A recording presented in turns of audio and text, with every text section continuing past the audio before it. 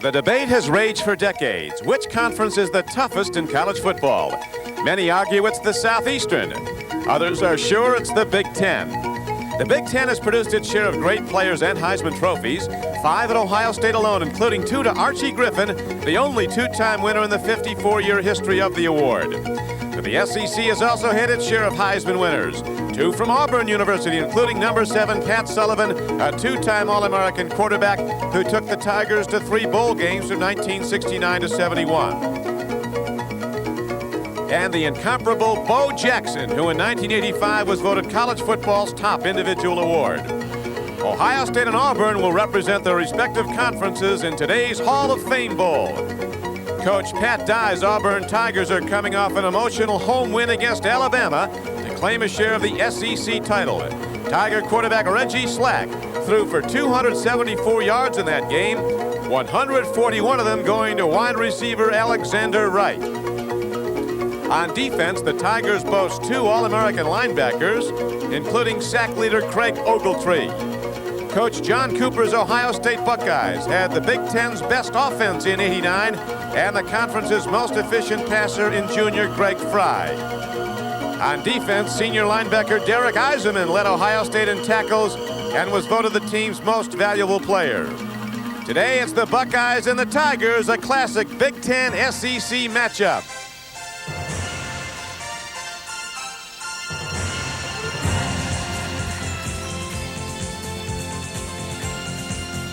NBC Sports presents Championship Monday. Today it's the Hall of Fame Bowl from Tampa Stadium in Tampa, Florida. It's the Ohio State Buckeyes versus the Auburn Tigers. A good way to start 1990 with this top matchup. Weather conditions breezy. Temperature at 65 degrees in Tampa, Florida on New Year's Day 1990. Good afternoon, everyone. Don Crickey with Ahmad Rashad, and a most happy new year to you and yours, and all the best in the coming year. A very good matchup today. Ohio State comes in with the #1 scoring offense in the Big Ten, and Auburn has one of the best defenses in America. The Tigers are #2 in the nation in stopping scoring, just less than 11 points a game. Well, the neat thing about this game is in the past, when you think about Ohio State, you think about that strong running attack. But Coach John Cooper has brung a team in here that can not only run, they can pass, and what they do best is score. Now, what their task will be is to stop that big-time offense of the Auburn Tigers, led by Reggie Slack and Alexander Wright, one of the best college receivers that I have ever seen. He's a flyer, Alexander Wright, averaging almost 26 yards a catch.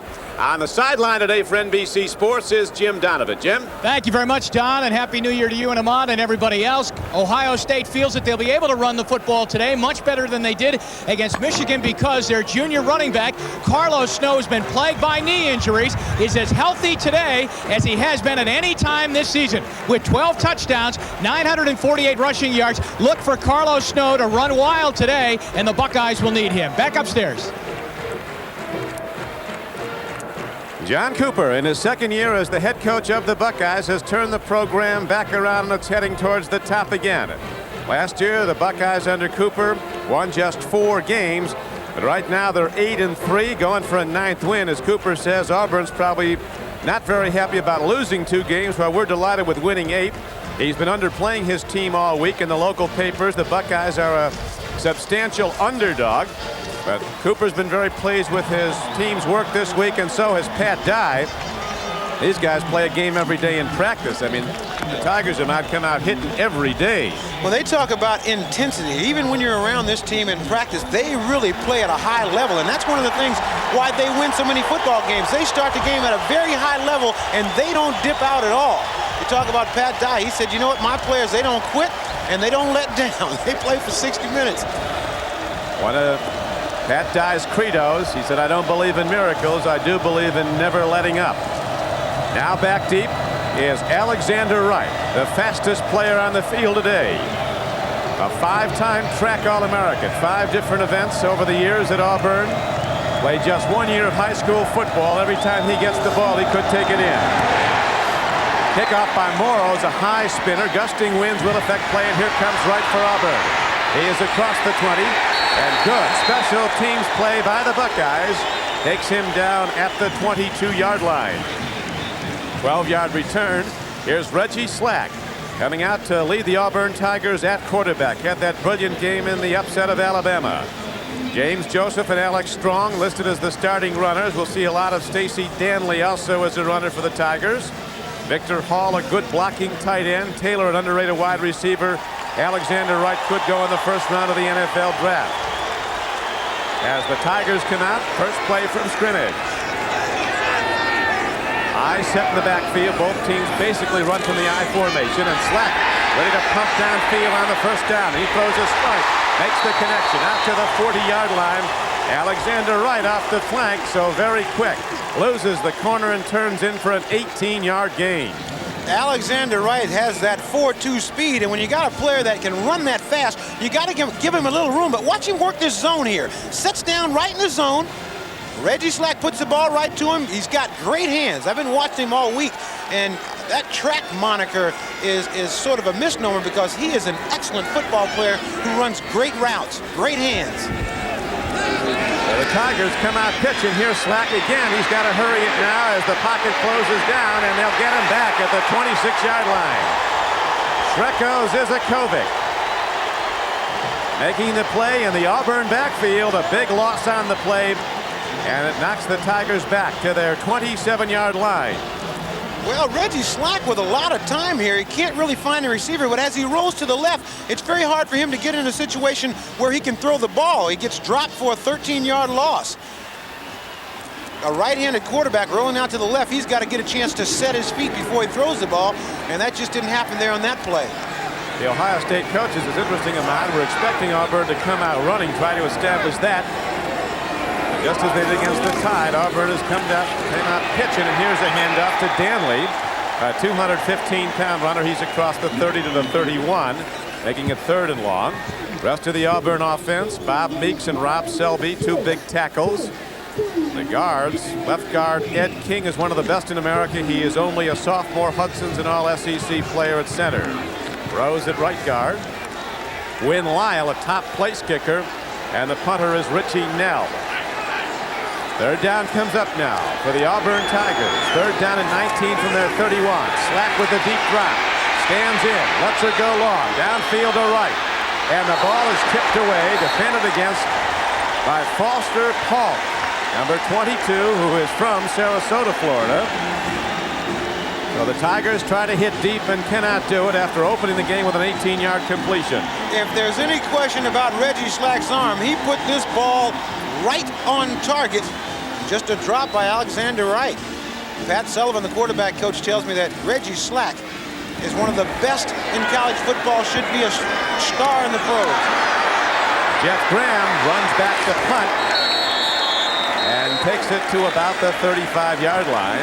Jeff Graham, he is Ohio State's big play man at wide receiver. A 47-yard punt and a 13-yard return by number 84. Jeff Graham, who can break it with the punt return, ran one back against Illinois for 66 yards and a touch. Fry is the quarterback. He's a junior from Cincinnati, the Big Ten passing efficiency leader. Snow and Graham combined for 20 touchdown runs. Tight end Palmer can catch the ball deep. Graham's the guy to watch. Beatty, though, small but very sure-handed, could be a factor, as Ohio State gets the ball for the first time in this scoreless game. The famed game from Tampa. Up back, gets the ball. That's the fullback, Scotty Graham, and he hits out across the 35-yard line for a gain of 3. Moxley and Stasiak, 300-pound offensive tackles for Ohio State. Coles and Davidson at guard. Davidson an all Big Ten player. Beatty's at center. Ohio State averaging 20 pounds a man more than the San Francisco 49ers on their offensive front. O'Moro's the place kicker. Bowman the punter for the Buckeyes. 2nd down comes up now for Ohio State. 2nd and 7. Fry, the quick out. He goes to Graham, who's ahead to the 43-yard line. He'll be short of the first down by about 2 yards. Coming up to make the tackle was inside linebacker Quentin Riggins. Auburn with a very strong defensive team, a hallmark of Auburn Tiger football. Tate at nose tackle weighs over 300. Rogers and Horn are the tackles. Ogletree, a first-team All-American. Billingsley, the other outside backer. Riggins a player to watch. And so is Crawford, two highly rated inside backers for the Tigers. 3rd down and 2 for Ohio State. Snow with his first carry, and Auburn shuts it down. He's cut down short of the 45-yard line where he had to go for the first down. Quentin Riggins, a second-team Sporting News All-American, came in to make the play. There's some more of the Ohio State defense when they're in there. Tom Lease and Alonzo Spellman are the outside backers. Judah Herman and MVP Derek Isom in the inside backers. Clark and Brown at the corners. They'll be coming back out shortly as Ohio State is now ready to punt the ball. Shane Wasden is back deep for Auburn. Ball hit downfield with a gusting wind behind it. Here is Wasden from the 20. And he is out to the 27-yard line, where the Auburn Tigers will go on offense for the second time in this scoreless game in a moment. 10:47 to play in the first quarter at the Hall of Fame Bowl, 1990 in Tampa, Florida. Nothing up yet.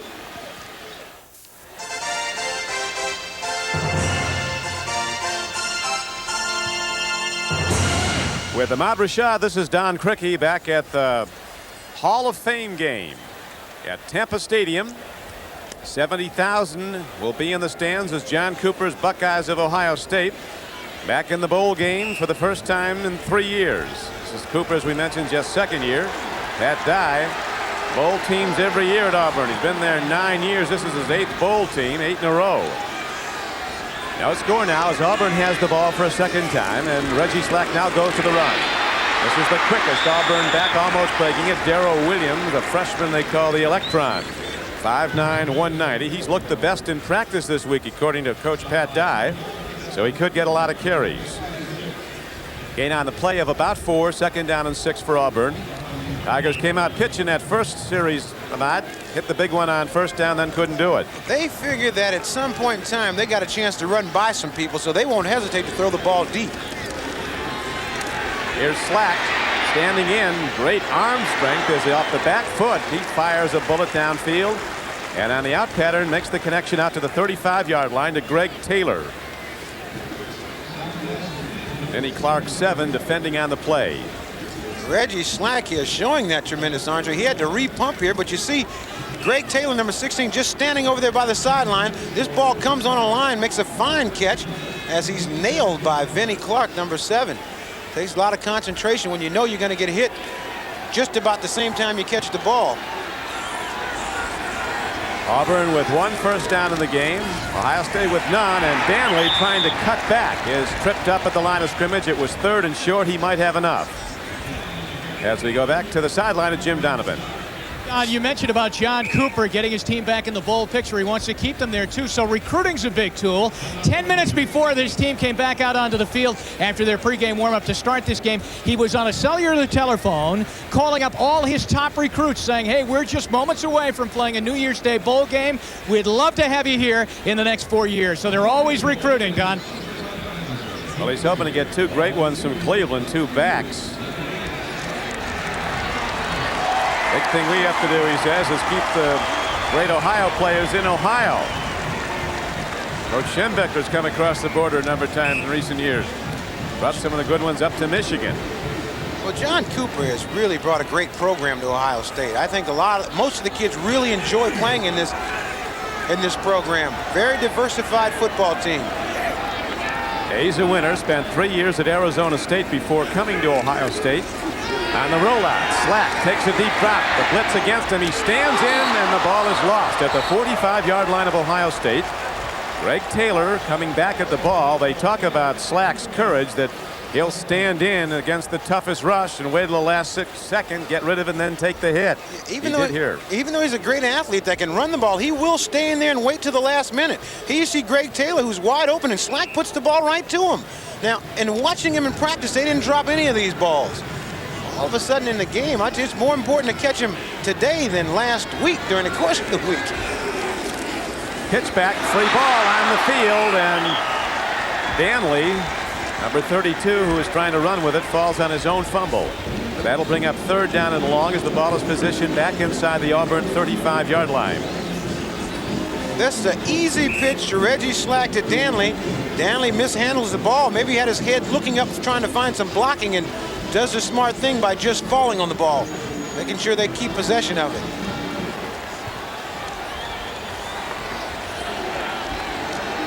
Third down, coming up for Slack. Deep drop with 4 wideouts. Running downfield patterns. Ohio State had him and lost him, and he makes the completion out to James Joseph, who is close to a first down. They're spotting him out of bounds, and Pat Dye might be protesting the spot. It looks like it might be just short. A 12-yard gain. It looked like the Buckeyes had him. But then somehow Slack eluded the rush and got it downfield to running back James Joseph. You see the strength of Reggie Slack here. Pat Sullivan, his offensive coach, told me this guy can do everything. He fires it out here to James Joseph. That's another all-around back, and he gets just down there close to the first down. Slack, just as he gets rid of this ball, takes a nice shot there, but still he keeps his head up, looking downfield, trying to look at the reception. There's a definite chill factor. The listed temperature at kickoff 65, but the chill factor has it way, way below that. Winds gusting over 20 miles an hour. There was heavy rain this morning after a beautiful week of weather in Tampa. Ohio State players thought it was just great that the temperature dropped a little. They've been practicing in it before they came down. Now 4th and short for Auburn in a scoreless first quarter. And Slack looking for the Buckeyes to jump, but the well-disciplined Ohio State team does not. And that was a called play, Don. They were just trying to get an offsides penalty there. Get in there and just call a couple of snaps and hope to get Ohio State offsides. And John Cooper's team, very disciplined, didn't go for it at all. John, a native Tennessean, was a single-wing tailback for the Cyclones of Iowa State as a collegiate. And now with no score up, Pat Dye plays the percentages and sends out his punter. And Ohio State drops back one of the best punt returners in America in Jeff Graham. There's Richie Nell ready to punt the ball. You see his first one, 47 yards. John Cooper, a man who plays the psychological game very well. He said playing Auburn down here in SEC countries like playing Notre Dame in Rome. Auburn came in favored by over a touchdown. Nell hits the ball high into the wind. Ohio State lets it roll. It takes an Auburn bounce. And the Tigers will down it at about the 19-yard line. So Ohio State sends its offense out for a second time. Still no score on the board. The 1990 Hall of Fame Bowl is brought to you by Ford and your Ford dealer. Have you driven a Ford lately? By Cotton Incorporated for America's cotton growers. Cotton, the fabric of our lives. And by Alamo. There are over 4 million miles of roads in America. And with Alamo, all the miles are free.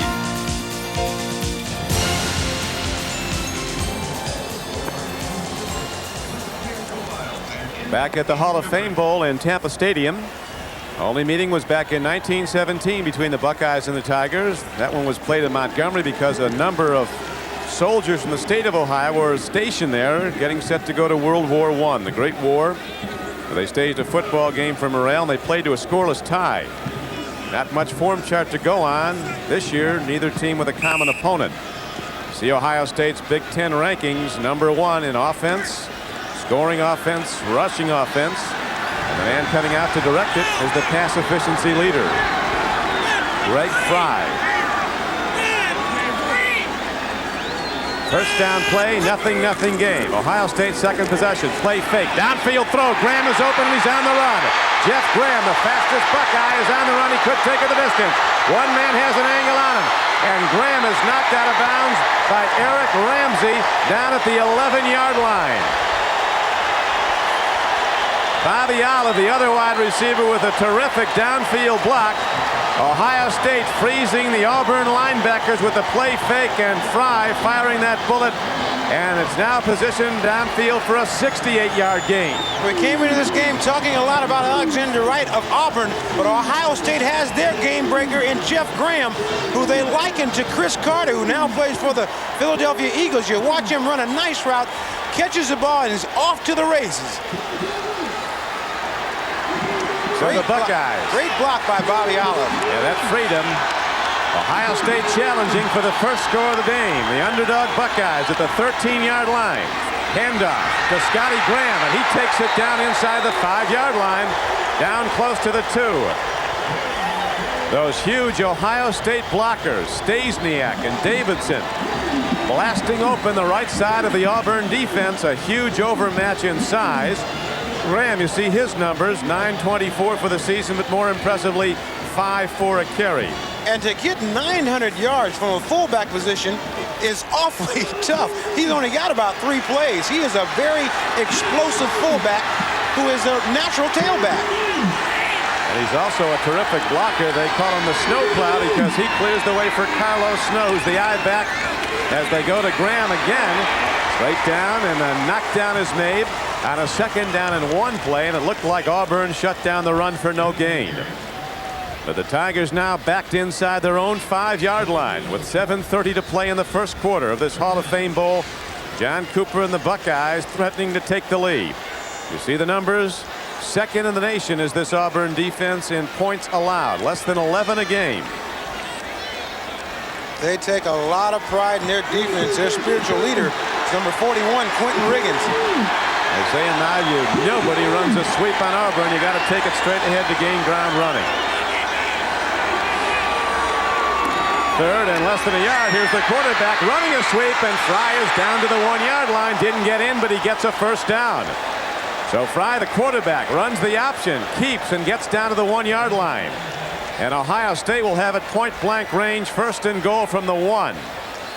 Coming into this game, Ohio State didn't really know if they were going to be able to get Greg Fry on the outside to run that option, but they showed right here. Greg Fry with a nice fake into the line of scrimmage. He gets on the outside, has a chance to pitch to Carlos Snow, but decides to take it inside, and he stopped just short of the goal line. This Ohio State team is a tough team to defense because they come at you in so many ways, and there is the leader of that offense, Greg Fry, who can do a lot of things very well. A unique set of numbers on the board. First down, 1 to go on the 1 in the first quarter. Scoreless game. Ohio State power eye, double tight end. Snow is the eye back. He gets the pitch back. Here's Carlos Snow, and he's heading in. Carlos Snow cracks the plane, and the underdog Buckeyes have taken a 6-0 lead. Scotty Graham, the snowplow, cleared the way.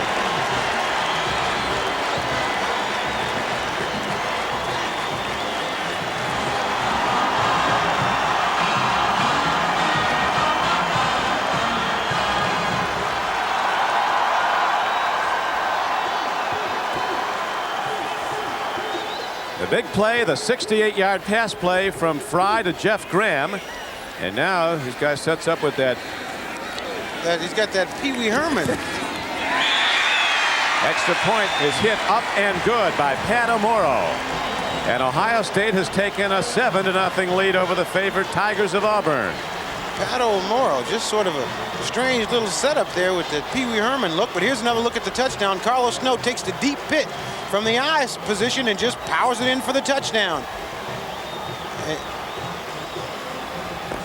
So Ohio State strikes first, and when we come back, the Buckeyes will be kicking off to Auburn.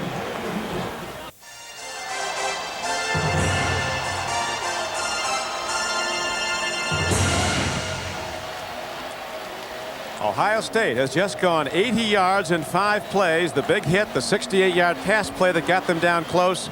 And then they take it in for the go-ahead touchdown.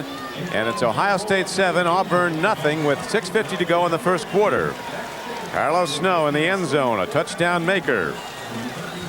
Ohio State coming in here, everybody talking about them being the underdog and being around these players all week. They didn't feel like they were an underdog. They felt like if they can put it together, they can play against anybody. One of the things that worried Pat Dye was the fact that he thought his team would be just a little bit less sharp because of the layoff. As we take a look at the touchdown play there, but that happens sometimes when you take a lot of time off. Your passing game isn't as sharp as you would like it to be, and it hasn't been on today. Reggie Slack has been on, but he's been plagued by a lot of drops. He has. He's put the ball where it had to be.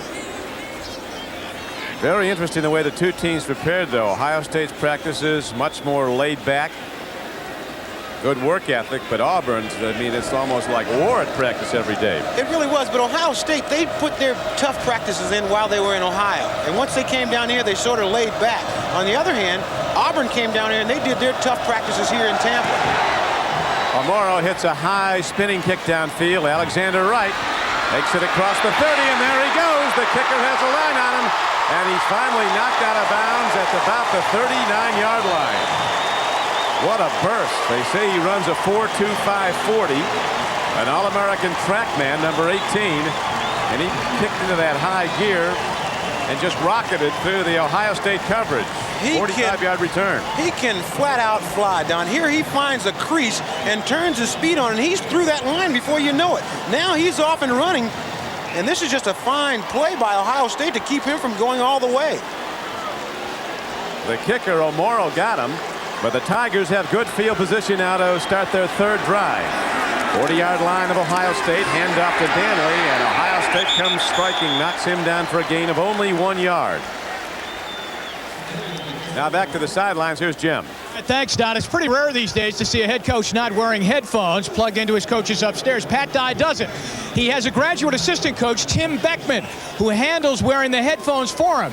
Beckman listens to both offense and defensive coaches and then relays the information to Dye. Beckman is from Berea, Ohio, with an Ohio connection. In fact, his dad has been in the NFL, used to work with the Cleveland Browns as part of their personnel.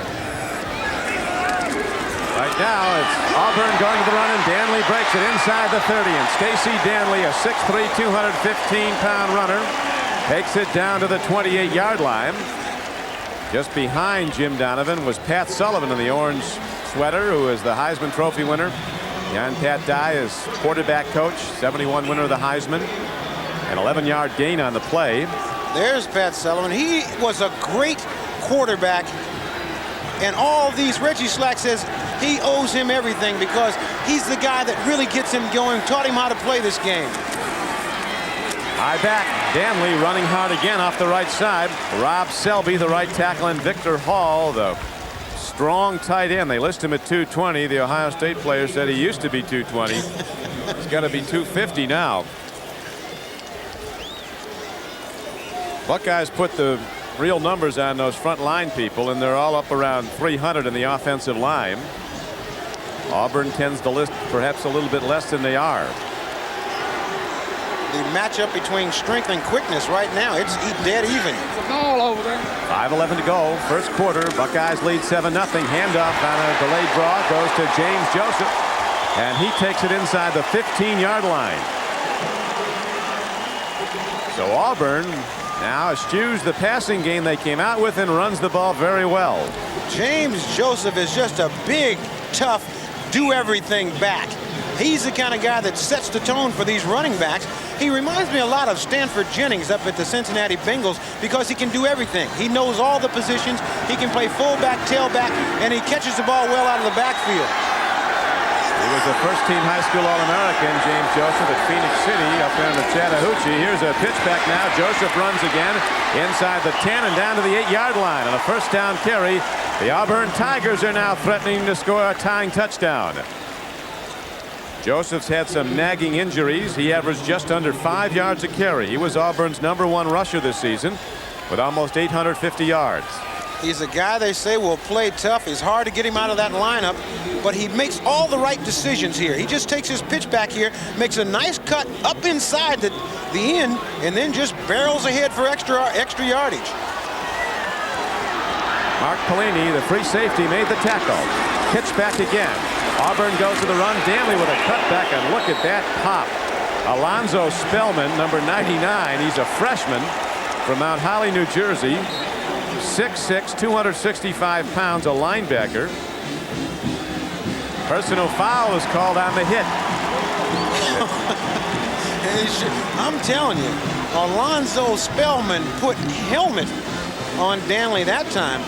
We saw him walking around on the practice field the other day. It's hard to believe he's a freshman. He looks like he could play in the National Football League right now.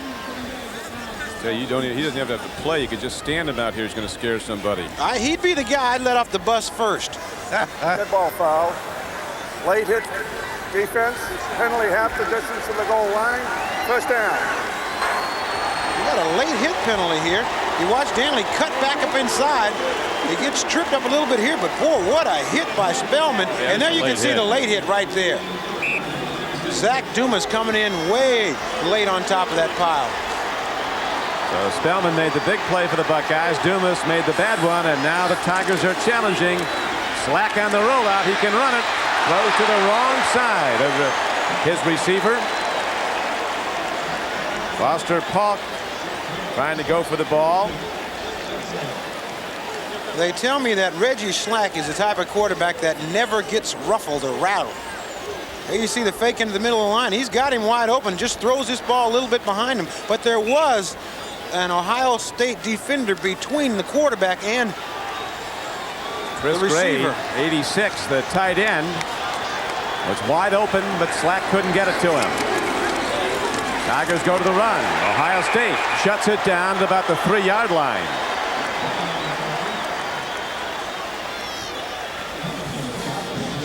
At Thomas, the nose tackle, was the first man to hit the ball carrier, Stacy Danley. And there is the Golden Eagle, mascot of the Auburn Tigers. This is where it gets tough to run in here on Ohio State. Trying to get some yardage up the middle. That might be the toughest thing that Auburn has to do all day. They do not. I mean, those guys get down.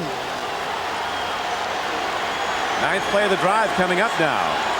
3rd down and 2 from the 2-yard line. 3rd and goal play for Auburn, trailing Ohio State by 7. Danley is cut down. He did angle right, though, and positions the Tigers for a field goal try, and they're ready to send out their kicker. Eisenman makes the stop. Derek Eisman right here. You'll watch him come up and make this stop a fine play. Nobody blocked him. And when nobody blocks you, you got to make a play like that. He had the opportunity and made the best of it. He's quite a story, as you know, Ahmad, from Fremont, Ohio, up by Toledo. Eisenman, one of the top amateur boxers in the country. In fact, didn't play football last year while he tried to make the U.S. Olympic team. Told us that he enjoyed fighting against Mike Tyson. The only guy in the amateurs that went 3 rounds with him, lost on a decision in the Golden Glove National Semifinal. Well, there's been very few professionals that have gone 3 rounds with Mike Tyson. That's right. 19-yard field goal by Win Lyle puts the first points up for the Auburn Tigers. They trail 7-3. You are going to see a double team block right here on Thomas, and the ball is going to come right here. Danley running right there. Then you will see, now watch number 10 make the play. There's nobody blocking him. He has a clear shot at the runner and nails him. Derek Eisenman, the MVP of this team, and he's the spiritual leader of this defensive football team. I guess when everybody on the team knows he went 3 rounds with Mike Tyson, you got to respect him. He's 85-5 as an amateur fighter. Coach Cooper calls him the most inspirational player he's ever been around. Well, he told us last week that he may opt for a boxing career as opposed to trying to play professional football. He said he'd make a lot more money. Hey, just get up against 10 stiffs and they can set you up for a $5 million payday. Yeah, there's something about wearing a helmet that's a safety. Downfield hit is taken by Carlos Snow inside the 5-yard line. Big stick by the Tigers. Auburn getting a big hit coming down to make the play was Wright, number 22. A 16-yard return by Snow. And Ohio State holding to a 7-3 lead with 2:09 to play in the first quarter, goes on offense again.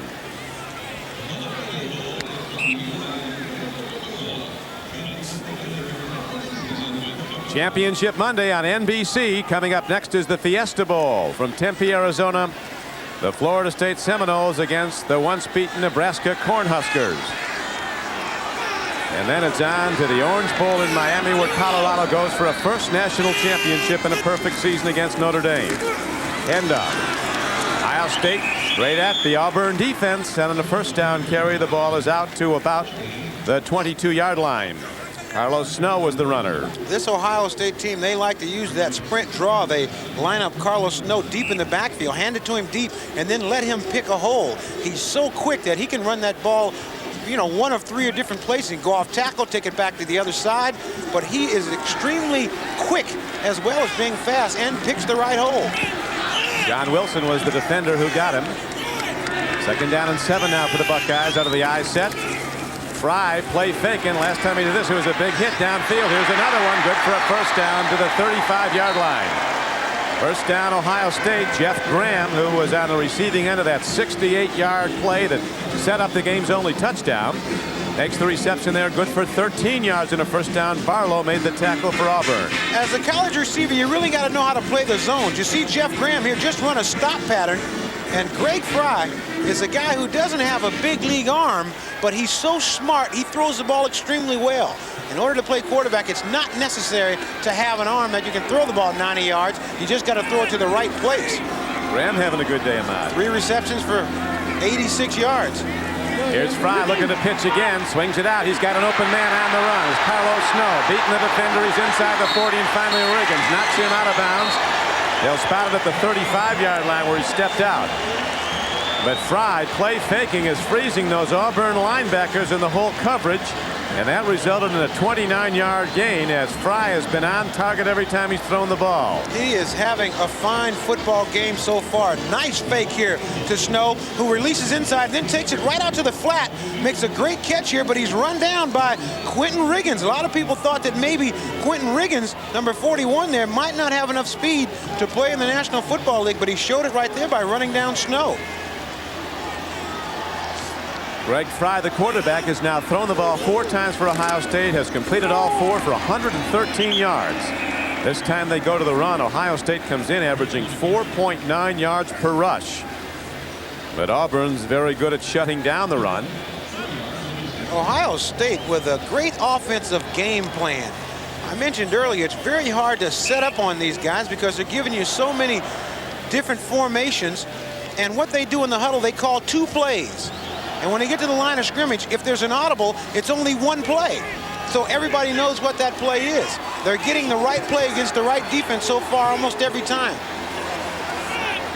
First quarter almost out. Ohio State with the ball and a 7-3 lead. Handoff. Buckeyes go to the run, and it's Carlos Snow taking it inside the 30-yard line down to the 28. Bring up 3rd down and about 2, and that'll do it for the first quarter of play. So the underdog Buckeyes win the first 15 minutes. 3 quarters to go. It's a 7-3 game, Ohio State. As we're ready to start the second quarter of the Hall of Fame Bowl, Ohio State a surprising 7-3 leader over heavily favored Auburn. Don Craigie with Ahmad Rashad. You hear about an Ohio State Buckeye. Just what is it? Well, Ahmad has one. I have always wondered what a Buckeye was. And this is they gave me one of these things. This is a Still Buckeye. don't know what it is. Well, it's not a nut. It's a Buckeye. That's it. Looks like a little chestnut. You know, one of the neat things that they do is for every All-American that they have there, they plant a Buckeye tree and put a plaque underneath it. So that's pretty neat. Well, these Buckeyes are going to put some of those little stickers on the back of their helmets with some big hits today. On offense, throwing the ball, on defense with the strikes by people like Eisenman and Zizakovic. 3rd down comes up now for Ohio State. To open the second quarter, they need less than 2 yards for a first down. Ball at the 27-yard line of Auburn, and diving over the top is the fullback, Scotty Graham, 5'10", 225 pounds. He looks like he might be close enough to measure. Wayne Bilesma, number 55, was on the stop. Ohio State over the years in bowl games. One thing I knew for sure when I used to ask about what a Buckeye was, it was a guy in a silver and red uniform that would knock you out if you didn't look out.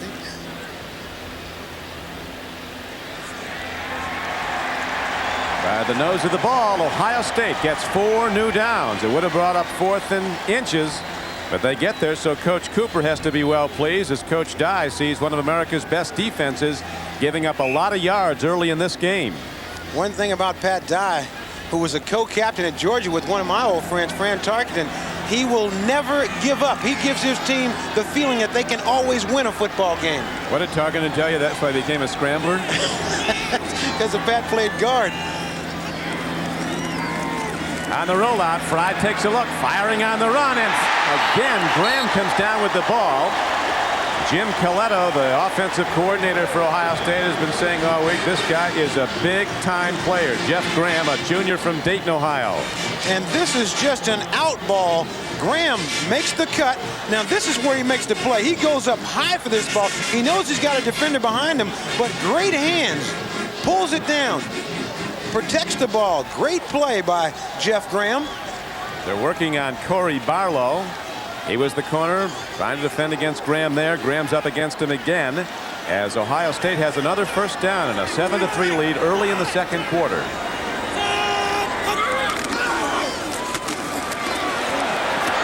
Big draw near side. Carlos Snow takes it down to the 9-yard line. You say they call Scotty Graham the snowplow, but that time Joe Stasiak was out front and Carlos Snow just latched on behind him and ran him for all he was worth. Watch number 79 coming around here. That's Stasiak lead this play, and Snow just gets right in behind him and gets that positive yardage. These Ohio State linemen shouldn't have numbers. They should have addresses. These guys are building. You know, one of the things, you know when you're getting old, Stasiak came up to me during the course of the week. He said, "Oh, Ahmad Rashad, the host of Friday Night Videos." Second down for the Buckeyes. Fry, timing throw, and the receiver is screened away. No foul. Good defense by Auburn.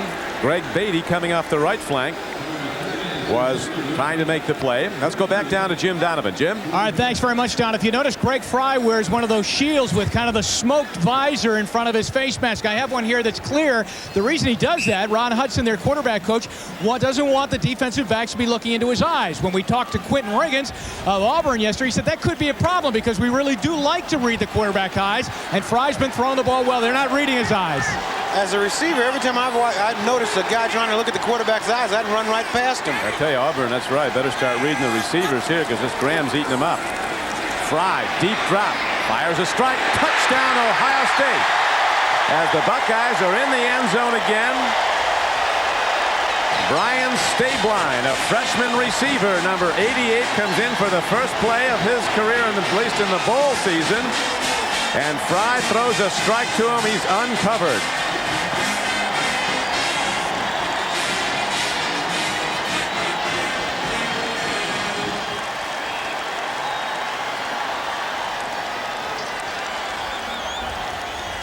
Jeff Graham here clears this pattern out as he runs an out ball, and Stabline just comes back around underneath. When you put a receiver like Graham in the slot, you got to be careful of that out ball. They really paid attention to that, and Stabline able to come right underneath. So a potential upset in the making as the Ohio State Buckeyes, a big underdog, extend their lead to 14-3 as freshman Stabline scores his first Ohio State touchdown.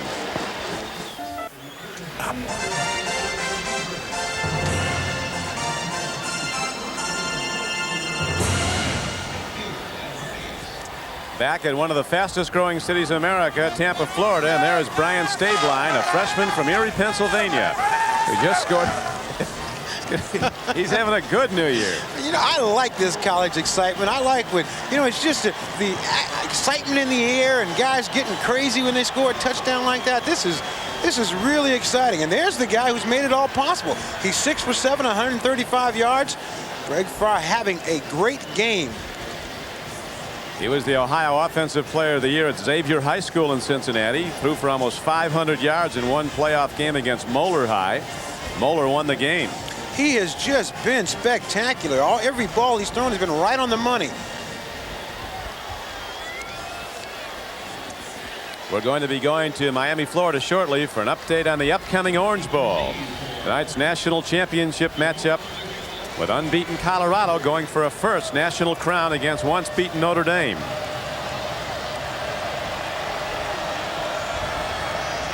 O'Morrow ready to kick off. Spins a short kick into the wind.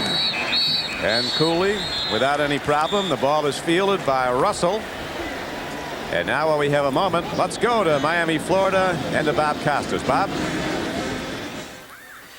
Don, actually, the story at this moment is Jerry Glanville in Houston. Within the hour, he had a press conference in Houston, sparking speculation that he might be fired or he might announce his resignation. But no, he simply said that for now he's the coach of the Houston Oilers. He hasn't spoken yet with owner Bud Adams. He expects to be back for next year. So a rather non-specific press conference for Jerry Glanville in the wake of the loss to Pittsburgh, which knocked them out of the playoffs. We'll have more at halftime. Back to you, Don. So Coach Glanville is the coach of the Oilers for now. Well, there are some tough jobs in this world. One of them is being a head coach in professional football. Jackie Sherrill's been around their practices, or at least he was 3 weeks ago. And Coach Glanville threw him out, I understand. 2nd down and 6 for Auburn. Ball positioned at the Auburn 34-yard line. Tigers a favorite, but down 14-3.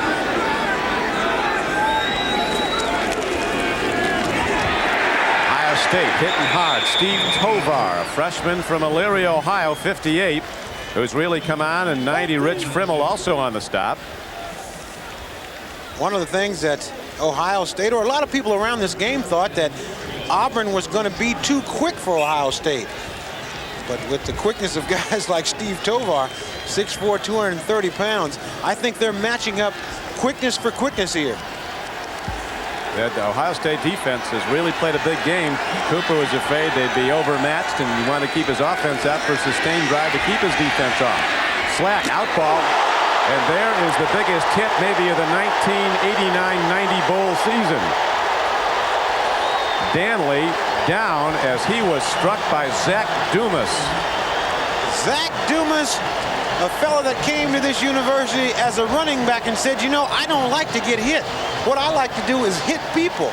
And he put a knockout blow on Danley that time. Hardest tackle I've seen in years. You see this ball now, he's going to get hit just about the time that ball hits his hands. Dumas just unloads on him. So Ohio State, Zach Dumas with the knockout hit, and time is stopped with 12:16 to play in the half. The 1990 Hall of Fame Bowl is brought to you by the new generation of Oldsmobile. Step into the future now at your Oldsmobile dealer. By the Upjohn Company. If you're concerned about hair loss, see your doctor. And by Sure. Try new Sure Outdoor Fresh Scent. It's as clean and fresh as all outdoors.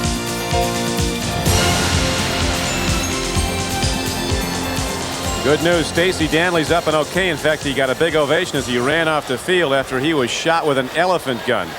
Hit by Zach Dumas. Watch it in regular speed. If you're able to get up and run off the field after a hit like this, boy, that takes a lot, because Zach Dumas just rocked Dantley on this one. He had a running start on him. Little flare pass out to the right. But Dumas read the play the entire way and got a running start and just rocked him. Danley's up, but Auburn with 4th and 4 has to punt the ball back to Ohio State. Buckeyes lead 14-3, a low line drive. It'll come back at him. Running it back now. Bobby Olive, and he turns the corner and gets out to about the 43-yard line. Back to the sideline and Jim.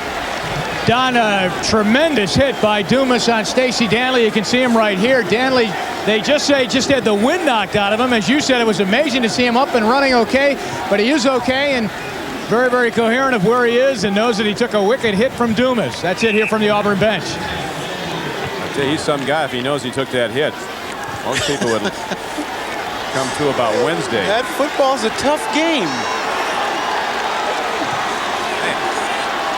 As he ran off the field, he pointed back at Zach Dumas saying, I will be back. He did? Yes. Pitch back goes to Carlos Snow, and he is up for maybe a gain of only a yard as Auburn's defense comes alive now. Inside backer Darrell Crawford, 56, was the first to make the play. Ogletree is a force, number 94, a first-team All-American. Craig Ogletree likes to rush the passer all the time. Here you see him pursuing from the opposite side. He's an excellent athlete that has a tremendous future in front of him. Ohio State coaches said every game film you look at, everywhere you look, Ogletree's there. covers the whole field. Sideline to sideline runner and tackler.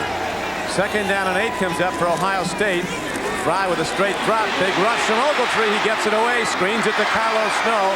And Auburn is there to defend. So the Tigers, with their best defensive effort of this game on consecutive plays, almost make the sack. When they don't, they shut down the screen. Greg Fry with an excellent job of getting rid of this ball before Ogletree gets to him. Ogletree, the Ohio State coaches said we're going to try to always have 2 people on him. You see him getting double teamed right there, and he still keeps coming. But Fry does a nice job of getting rid of this ball and not throwing it away. Actually threw it to Carlos Snow. Elton Billingsley finally made the tackle, and it was for a loss. So it's 3rd down and about 10 now for Ohio State. Graham is wide left, and they're just flat out doubling him and playing off him. They got 2 people doing nothing but covering Graham. They're not even looking the other way. Here's Graham running the deep pattern over the middle throw. A diving catch, and Palmer, the tight end, might have it. It appears that he does, but it'll be short of the 1st down. Now the other official comes in and waves it off. Jim Palmer, senior tight end, a 250-pound blocker receiver from Loudonville, Ohio.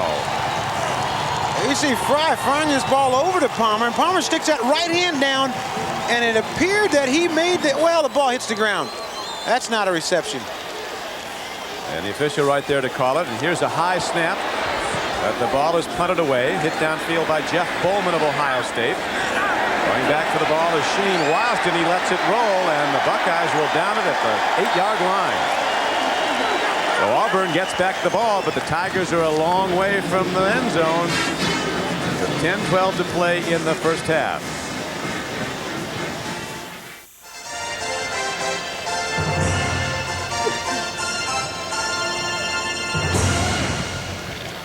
With Ahmad Rashad and Jim Donovan, this is Don Criqui back at the 1990 Hall of Fame game at Tampa Stadium, Tampa, Florida.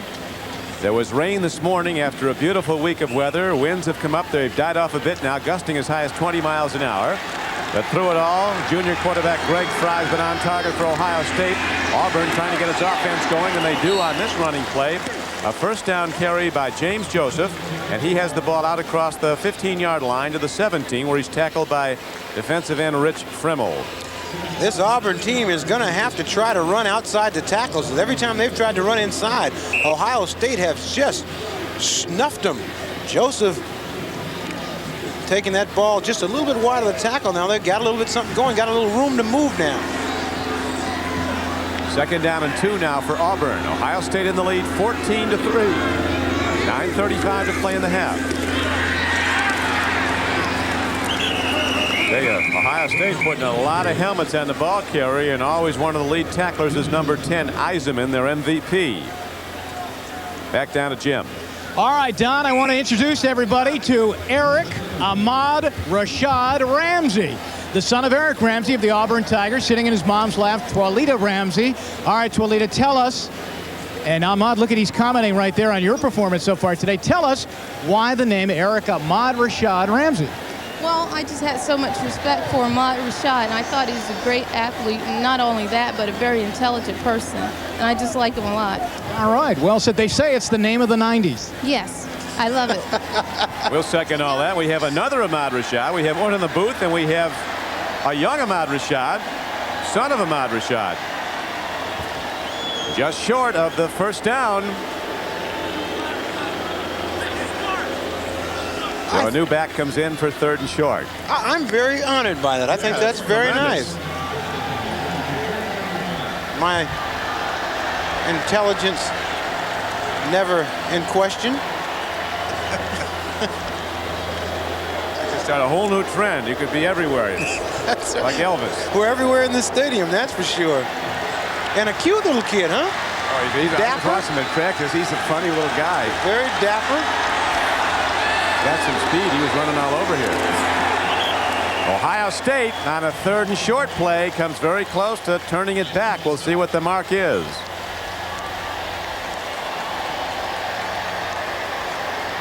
James Joseph just piling up over the middle, picks up the 1st down. Tigers get it, not by much, but they got what they needed, and so Auburn keeps its drive alive. Eisenman is a sticker. Eisman, now his job right there is just to play the running back. And when the running back tries to go up over the top, he comes up from the other side. Pitch back. Here's the electron. Darrell Williams breaks it across the 25-yard line and gets it out close to the 30. Going to spat him down at about the 28. Watching Derek Williams run, he really has great style. He really gets those knees up high, makes the nice sharp cuts. Here he finds the hole and it just turns on the speed. A very powerful runner. Auburn finished the year with a 9-2 record. Tigers were defeated by Florida State and by Tennessee. They ended up sharing the SEC championship with Tennessee and Alabama. 2nd down and 2 for Auburn. High set, up back, takes it. He's got the first down. James Joseph, 6'2", 225, straight ahead at the Ohio State defense, and he'll move the ball out to about the 34-yard line. You see a change in this Auburn offense. One of the things that Pat Dye was worried about was his very sophisticated passing game just not being as sharp as it was during the course of the year because of the layoff at the end of the season. So now they are showing that they got a stable of running backs that are all very effective as he shuttles them in and out, each one of them doing a very fine job. Tigers average 3.8 yards a rush this season. Here's Slack. He's got the deep arm. Nice touch as he gets it to Joseph on a first down play. He's quickly shut down after a gain of 6 yards out to the 40-yard line. Eisman again dropping back in coverage made the play. James Joseph can do it all. He is very solid at every facet of football. He runs well, he blocks well, and as you can see here, he's a very fine receiver. You see him stand right over the middle, number 10, catches the ball and barrels it forward. They say, Lamar, that Eisman has a thumb so banged up a guy wouldn't go to work with it if he had a desk job. This guy doesn't miss a day of practice. Danley back in as the I-back. As Slack lets it go downfield, and going back at the ball, it's intercepted by Ohio State. It appeared to skip off the intended receiver, Greg Taylor. It stayed up, and the ball was intercepted by the free safety, Bo Pelini. Mark Bo Pelini, who's as tough as anybody out there in his career. He's had a broken jaw, broken collarbone, and a broken and dislocated shoulder. He loves it. And enjoys playing football with all those breaks. This ball here just bounces off Greg Taylor right into his hands. And Greg Taylor having a tough afternoon. That's his second drop on the day. Reggie Slack doing everything he can do, putting the ball right there. This is a very catchable ball, but he seems to fall just as he's getting ready to make the catch. It bounces up, and Pelini makes the interception. So Ohio State, a surprise 14-3 leader, takes over the ball on the first turnover. Southeastern Conference teams have not fared well in the Fame game. Georgia fell to the Eagles of Boston College in '86. There was no game in '87. Michigan over Alabama in '88 last year. Syracuse defeated LSU, and now Auburn, a favorite today over Ohio State, trails the Buckeyes 14-3.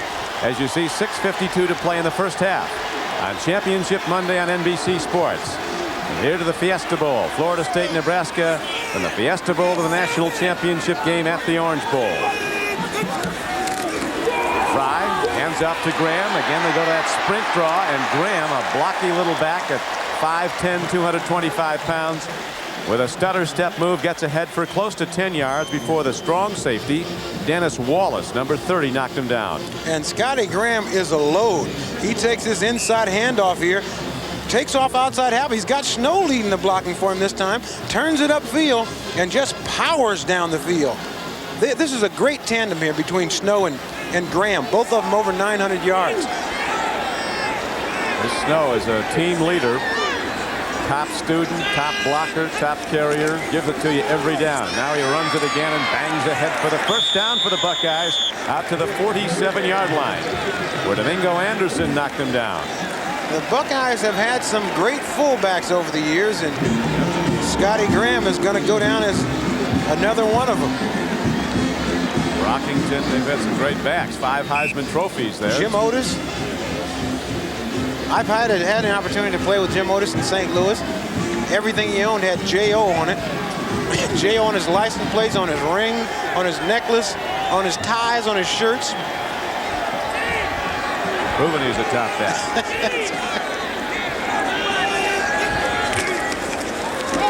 Fry in trouble, and they get him back at the 34-yard line. On the rush was Fernando Horn, a big guy who can run, number 77. And Lamar Rogers, another big guy who can run. This Auburn football team will not quit. They will keep coming at you all day. That scoreboard has nothing to do with it. They will keep coming. Here you see Fry with the inside handoff. Nice fake. He's looking downfield the entire time. Can't find a receiver, and he's dropped for a 13-yard loss by Fernando Horn. They're just doubling Graham on every play now at the lower right portion of your screen. That free safety's looking over that way, too, from the middle of the field. And they should. Really, he's starting to cheat that way. Almost a triple. Here is a straight ahead give, and there's not much there on a second and long play, second and 22, and it's quickly knocked down at the 36-yard line by Quentin Riggins and Ricky Sutton. Jeff Graham is not only a fine receiver, but a very fine blocker. They say he's in the mold of a tight end when he gets down the field. He goes down there and takes on those defensive backs, a lot like Paul Warfield used to do. One of the finest blocking receivers that I've ever seen. We mentioned Graham is a junior, as a year to go, 6'2", 195. Third and long yardage, and they go to the draw, and here comes Snow, and he takes it across the 45-yard line to the 46. And won't be close to the first down, so Ohio State will send Bowman out again to punt. Carlos Snow, short in stature, but boy, he explodes. He's 200 pounds, but he's really strong on the top. Big chest, big arms, and just powers it through there. Been trouble with a bad knee most of the season. Didn't play against Michigan. Missed parts of 3 other games. And still had well over 900 yards running the ball. He's one of those backs tough to figure. You watch him practice, he kind of tips around on that knee, but once the game starts, he is. 4th and 12, and they're setting up. Nobody's coming early, so now Fry goes off the field. Timeout is called by Ohio State. They finally sent out for punter. Offense, 5-yard penalty, 4th down. Get apparently, hoping they jump, or still wouldn't have been close to a first down. They would have had to jump 2 downs in a row to get a first down on that one, wouldn't they? I think maybe there'd been a little bit of confusion on what down it was. That would have been extreme confidence to go for that one. Of course, the way Fry's been playing, they may have gotten it. So now Bowman is out. Low snap. He hits a spiral downfield. Shane Wasden has the ball for Auburn. Makes a good move, and Wasden is running in the open field. He's across the 50, cuts back, and is knocked down at the 47-yard line. Big return by Shane Wasden, a sophomore from Selma, Alabama. Auburn gets the ball back, trailing 14-3 in good field position.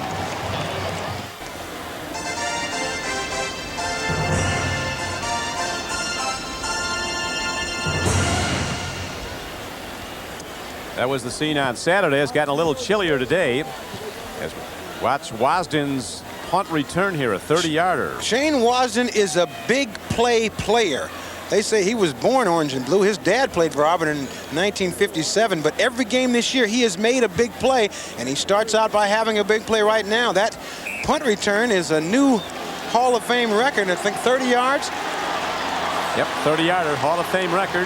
You got to watch for Shane Wasden, too. He has an excellent pair of hands. I was watching him in practice. I never saw him drop a ball. They're going to start pitching now. Reggie Slack rolls out. Home run ball going to the end zone. Right is there. It's picked off by Ohio State. A second interception. Bo Pelini gets them both. The free safety. So Slack tried to force it in, going to his top man, Alexander Wright. But Pelini, the free safety, right where he had to be, goes up, screens off the receiver, and intercepts a second time in the first half. Excellent defense by Ohio State. Look at, there's 3 Ohio State players around Alexander. Someone else has got to be open. When you've got speed and a reputation like Alexander Wright, you're going to always attract a lot of attention. Here's Wright. The ball's a little bit underthrown, and it's right to Number 48. Bo Pelini. Bo Pelini. There's another look. He is blanketed by Ohio State defenders. And when that happens, you got to find a secondary receiver. A great second look. The executive producer of NBC Sports is Terry O'Neill. Today's game produced by Terry Eward, directed by Ted Nathanson. We have 3:09 to play in the first half. Ohio State starts out now from inside their 5 after the interception, leading 14-3, and Carlos Snow breaks it up the middle behind those huge offensive blockers.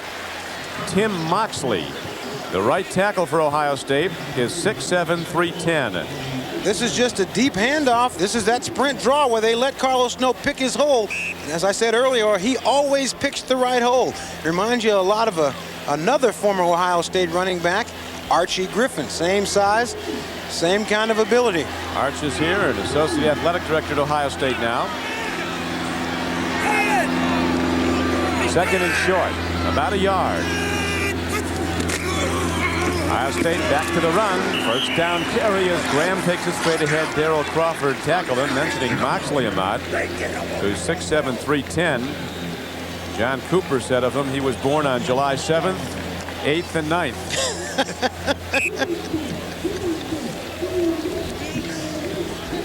Coach Osborne and his Huskers are getting set to go against Coach Bowden and his Florida State Seminoles coming up next at the Sunkist Fiesta Bowl.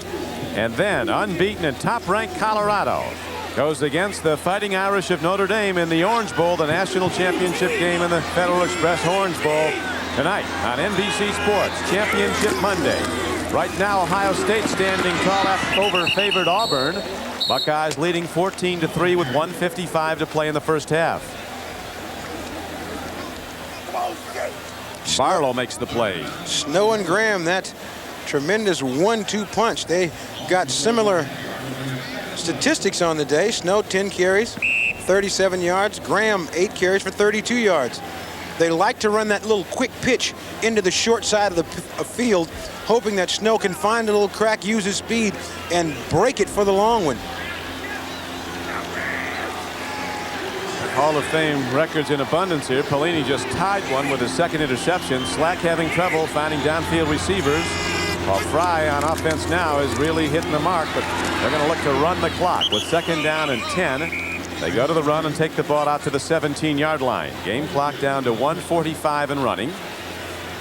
John Cooper spent 8 years as the head coach of the Golden Hurricane of Tulsa. Well, you know, at one point in my career, he called me and recruited me to Oregon State. He was recalling that the other day. Called me on the phone. I wasn't home, but my mom gave me the message. Fine coach.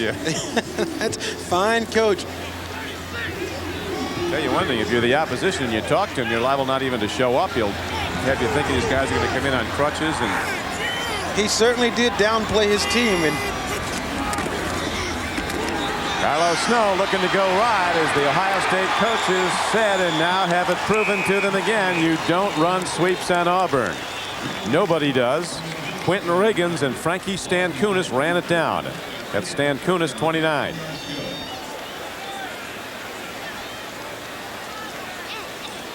Coach, the great one, Coach Woody Hayes. Ahmad, you were talking about how he used to have that watch trick, that old watch trick of his. That's right. I was talking to Doug France, one of the former Ohio State players, said that Woody Hayes would call him in the office and rip his hat off, take his watch and throw it up against the wall, and he'd walk out of there all amazed and everything. Then he found out after he graduated that Woody had about 20 or 30 of them watches in the drawer. He said it worked when I was in college. Kid make a mistake, he wore a big game in practice, he'd stamp on his watch, and now look what you made me do to that watch I've had for years. Never seen a coach have such impact on players even long after they left the university. Jim Marshall, a player, had the utmost respect for Woody Hayes.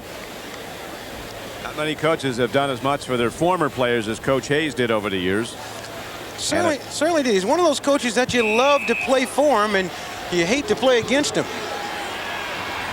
So Coach Dye on the sidelines, not what he's expecting. His team's with 76% wins in his 9 years at Auburn. Downfield punt. Hit hard into the wind, and Wasden fields it over the shoulder. Running it back upfield. This time Ohio State has him hemmed in and loses him again. And there's Shane Wasden on the run. And finally they get him inside the 35-yard line. So So after setting an Orange Bowl record with a 30-yard punt return the previous return, I think he just broke his own mark. Big play. Shane Wasden. Nice run. Nice block right there. Now he turns the ball upfield. There's a good, where he avoids a tackler right there. Now takes off down the field. New Hall of Fame Bowl record, a 34-yard return. Shane Wasden continuing to break records here today. So it'll be first down Auburn when we come back.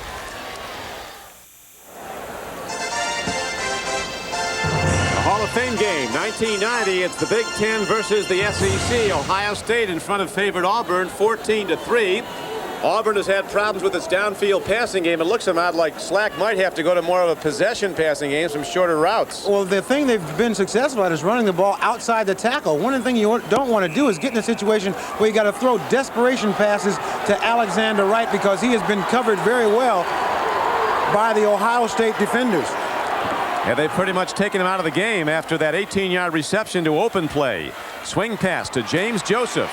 He's caught and knocked down at the 32-yard line. A very important drive now for Auburn, and time is a factor. The clock's running. It's down to 37 seconds in the first half. Auburn not calling a timeout. They have one left. 28 seconds. You see the clock ticking down. Slack looking downfield. Ohio State deep zone. Here's a throw and a catch. They get the ball to right down to the 12-yard line. And Auburn comes up now to the line of scrimmage with 18 seconds to play. Ball is spotted.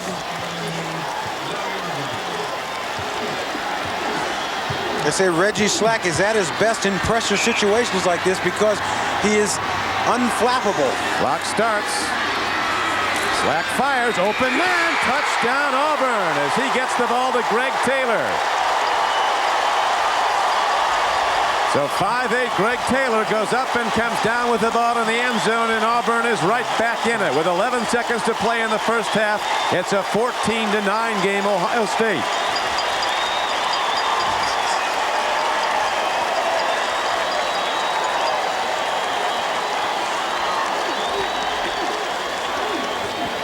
$11 yards and a touchdown.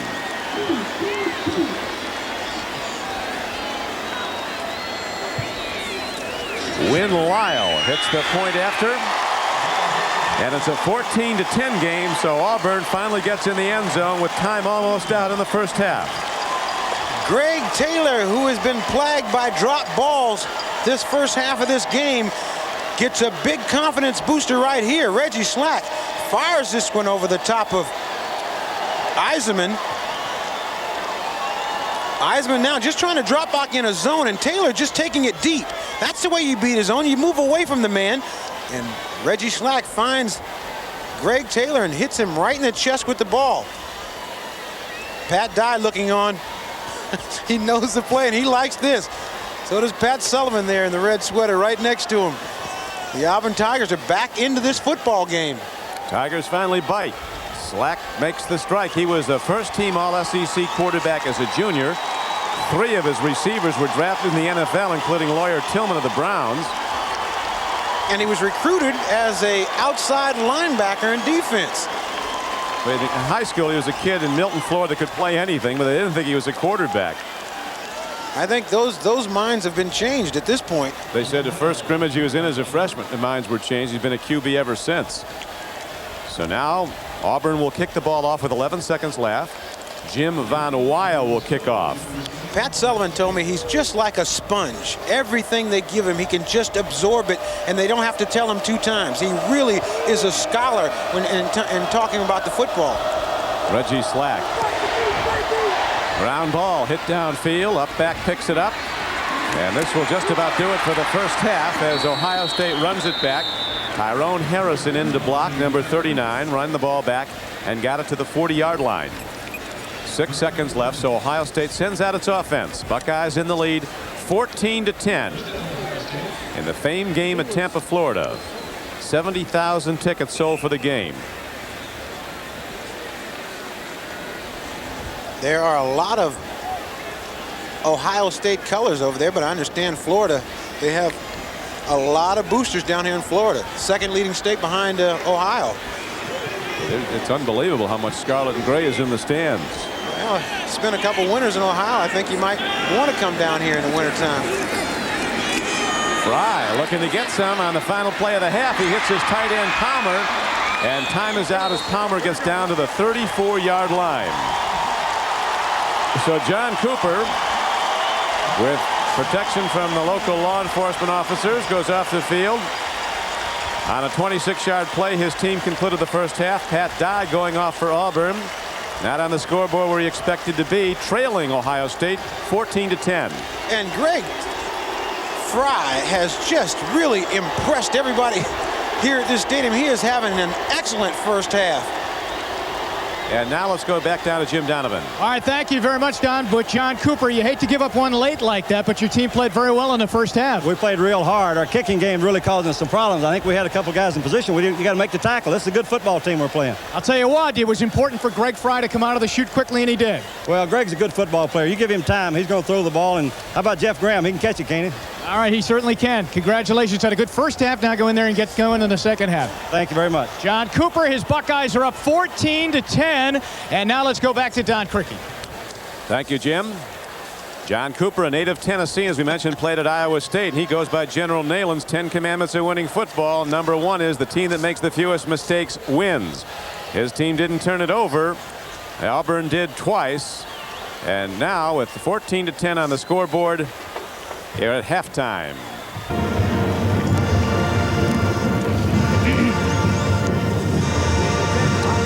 Surprise leader. Let's go back down to Jim now, the head coach of the Tigers. All right, thank you, Don. Along with Pat Dye, really helped out by your return game, as you've got some big returns there that set up your late touchdown and got you right back in it. Well, I thought that because Ohio State started out fast, and they're about like I expected them to be. I knew they were a good football team. And, you know, we've moved the ball on them a little bit. We've turned it over a couple of times, and they've done a good job against us. But the two returns helped us, and we got that one in right before the half. And we played a lot of people, and hopefully we'll be fresh enough to make a run at it this second half. All right, good luck, Coach. Thank you very much. All right, Pat Dye, head coach of the Auburn Tigers, ready to go here in the second half. Let's go back upstairs to Don and Ahmad. Thank you, Jim. Auburn closing the season with 5 straight victories, including that emotional win over Alabama on December 2nd, the first time the Tide and the Tigers have played at Auburn, Alabama, and Pat Dye called it the most emotional win of his career, and finally got some offense going late in the second quarter, Ahmad. I think one thing you can expect from this Auburn team is they will turn this intensity up another level. That's what they've done all year, and they are a 60-minute team. First half, they were lucky to score some points and just be trailing by 4 points, but I got a feeling that you're going to see a different Auburn team this second half. The hit of the game was put on by Zach Dumas against Auburn running back Stacy Danley. It was a knockout shot, hit like an elephant gun. This was a huge hit, and these are the kind of hits that really fires the defensive up. Now, one thing about it is Dantley jumped up off the field a few minutes later, and he came back into the game, and he's ready to play. But as he was trotting off the field, he pointed over at Dumas and said, "I'll be back," and he returned. Iserman, Ohio State, fought Tyson. Dantley got hit by him. That's right. That was probably the equivalent of a Tyson punch. That's one of the big ovations of the first half when Stacy got up and ran off the scoring drives. In the first quarter, Ohio State hit the 68-yard pass play to Jeff Graham, and then shortly thereafter, Carlos Snow went in from a yard out. It was 7-0 Buckeyes. Then Win Lyle hit a 19-yard field goal for Auburn's first points to make it a 7-3 game. Ohio State came back. Another sustained drive. Buckeyes took it in when freshman Brian Stabline scored his first touchdown ever as a Buckeye on an 11-yard reception from Fry. And then Auburn scored just before halftime on Slack's touchdown throw to make it a 14-10 game. We'll be back with the second half kickoff at the Hall of Fame game in a moment, with Ohio State in the lead 14-10. Football has been a very important part of my life. Now, I'm very proud to be a member of the College Football Hall of Fame. The hall is located in Kings Island, Ohio, north of Cincinnati on Interstate 71. Visit the Hall of Fame Honors Room, the Locker Room, Gold Medal and Distinguished American Awards, and the Time Tunnel, featuring a pictorial history of the game. The College Football Hall of Fame. See it, enjoy it, remember it. First half numbers, total yards. Buckeyes have an edge there by a substantial margin with 217 overall. The passing of Greg Fry has been the key. 159 yards passing. Both running games having trouble going with consistency. Ohio State with a slight time of possession lead. But John Cooper has to be well pleased. Coach Pat Dye has to be pleased at least with the closing moments of the second quarter when his team got right back in it on the 11-yard touchdown throw. Finally got back on track. They were plagued by a lot of drops. Anytime they got something going, they'd either get a drop or they got a couple of interceptions, a couple of turnovers. And right at the end of the half, as you mentioned, Don, they got back on track. But the big story in the first half had to be Greg Fry and Jeff Graham. Couple of big play offensive guys for Ohio State. We came in here looking at Auburn as the guys with the big explosive type offensive players, and Ohio State said, hey, we got a couple of guys too. Fry hitting 8 of 10 throws for 159 yards and a touchdown. He was not intercepted. Reggie Slack 7 for 13 for 74 yards and a touchdown. Bo Pelini, the Buckeye free safety, intercepted Slack twice, once in a carom shot off his intended receiver. It went right into Pelini's arms. Jim Van Weil ready to kick it off. Hits the ball downfield, and Carlos Snow will take it at the 2. Good special teams play by the Auburn Tigers, and the knock out of bounds is made at the 18-yard line. NBC's Championship Monday continues today with the Fiesta Bowl. The 5th-ranked Florida State Seminoles go against 6th-rated Nebraska in a rematch of the thrilling high-scoring 1988 Fiesta Bowl. Then tonight it's a battle that will determine the national championship as the nation's only undefeated team, the top-ranked Colorado Buffaloes, go against the Fighting Irish of Notre Dame, rated number 4 going into the Orange Bowl. Today and tonight, the best in the bowls are on NBC. Championship Monday. Ohio State ready for the first play from scrimmage in the 3rd quarter. Play fake. Fry downfield throw. It's too high for Jeff Graham, who all game long has been going way up and coming down with it. That was too high. John Wiley, the free safety, a first-team All-Southeastern Conference player for Auburn, was defending. The thing about Jeff Graham, he's got such range and leaping ability that even though Wiley was there to try to make the play, you throw the ball up a little high and Graham goes up and makes the catch. This time that just wasn't the case, but you're covering a guy that can jump like that. Boy, he can give you problems all day. Carlos Snow needs 18 more yards to have 1,000 rushing this season. Handoff. Straight ahead. Scotty Graham runs the ball. Now they go to Snow. Graham leads the blocking, and Carlos Snow is thrown back as the Auburn fans are fired up now, and their defense has ignited them. Quentin Riggins, number 41. Man who made the play. That Quentin Riggins, boy, he puts some hitting surface here. If you watch the right side of your screen, number 41 on Auburn, watch him put the lick here on Snow. That is a picture-perfect form tackle right there. And he has made plenty of those, the leading tackler on this football team. 3rd down now for Ohio State. Greg Fry and the Buckeyes need 8. Gets time. Out pattern, and Snow can't hold on. So the Auburn defense sends Ohio State's offense off the field, 3 downs and out to open the second half. And Auburn should get very good field position as Ohio State's Bowman will be punting into a gusting wind. Ohio State has had problems in the first half trying to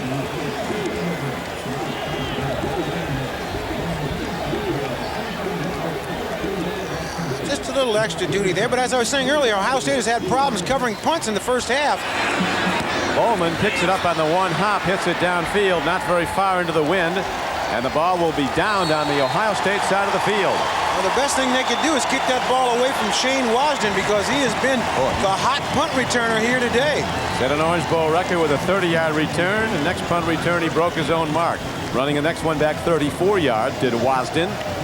So here comes Auburn, trailing by 4 with its first possession of the second half. They say Wasden has had a big play in every game that Auburn has had this year, and when I watched him practice, he's a pretty good receiver too. Great hands. All the speed on the right flank now.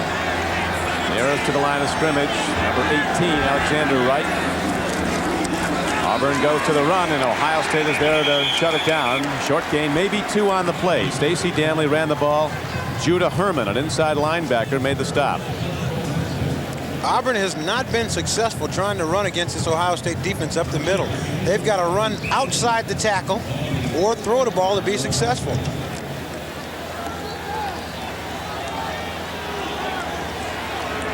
Wide right is Greg Taylor. Alexander Wright at the top of your screen. Second and a long 7. Slack with a nice pitch. Danley has the ball. The zone defense comes up and gets him, but it looks like Stacey Danley's far enough ahead for an Auburn first down. He had to get inside the 39-yard line, and he appears to have the spot there. He's to the 38. So Auburn possibly challenging here for a go-ahead score. And Danley, just a little stop pattern. Nobody around him. Takes the ball and tries to turn upfield. You see Eisman coming in there getting involved on the hit. That was a very good play. Keeps that drive alive. Hand off to Danley. He breaks it for the moment. Almost got away. He was caught from behind by number 10, Derek Eisenman. The much talked about amateur fighter who went against Tyson in the Golden Glove semifinals, national semifinals. Don, Stacey Danley, I'm telling you, when you get hit the way he got hit in the first half and continue to play in a game like this, it really takes something. I mean, most guys, you get hit like that, the day's over. You start thinking about the next game. If you can think at all for a while. That's true. He really got blasted, but bounced up, and Danley gets the call again. As Auburn, with some very quick offensive line blocking, is taking it straight ahead at Ohio State, and Danley is weaving his way. And the Tigers now have the ball inside the 25-yard line of Ohio State. Buckeyes lead the game 14-10. That's how it stood at the half. And Pat Dye said when it gets to going gets tough, Stacey Danley gets tougher. And you can see here that he is really running this ball hard. Danley was a first-team All-Southeastern Conference player in 1988. And up, and there's the electron busting it, Darrell Williams at 5'9", 190. So Auburn, which came out throwing the ball to start the game and was not effective, now goes to the power game and takes it right at Ohio State.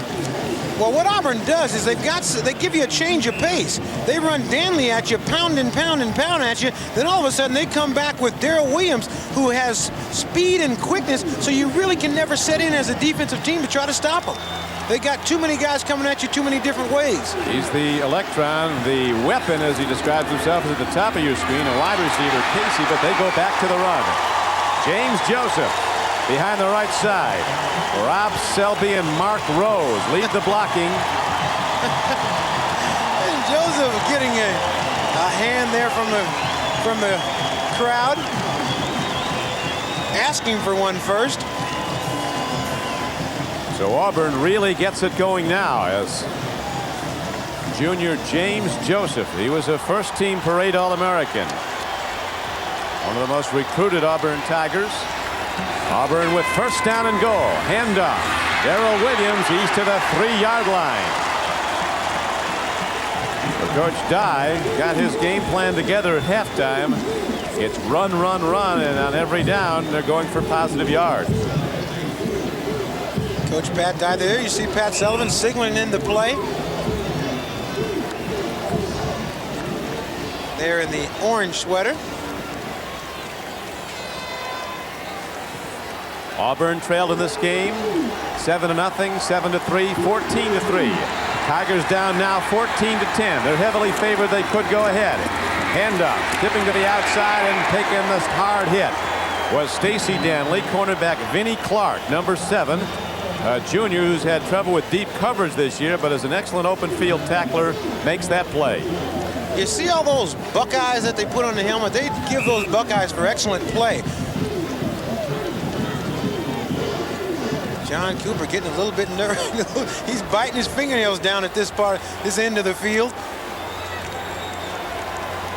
So the Buckeye defense up against it now. It's 3rd down and goal for the Auburn Tigers. They spread 2 receivers left.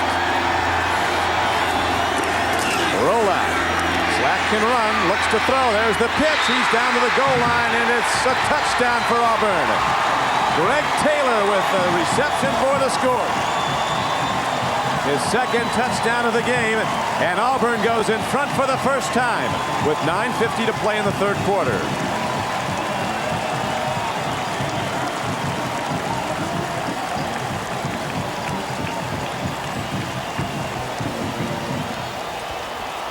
Greg Taylor on a just little inside route, and Reggie Slack just has a little bit of room to get that ball in there and just fires it hard.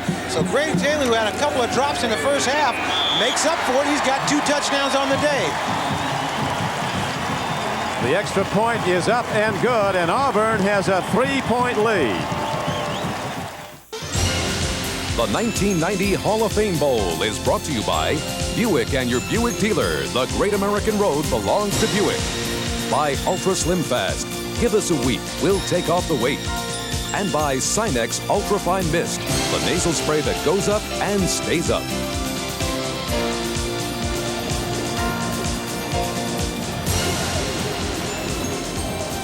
Greg Taylor, number 16 right here, lines up, brings it down here in motion, just pushes the defense this way, and then reverse spins out, and Reggie Slack puts that ball right on him. See him push it up the field. Now a little reverse spin out. Here comes the ball. Touchdown, Auburn. Nicely done. Really was. Slack had to thread it.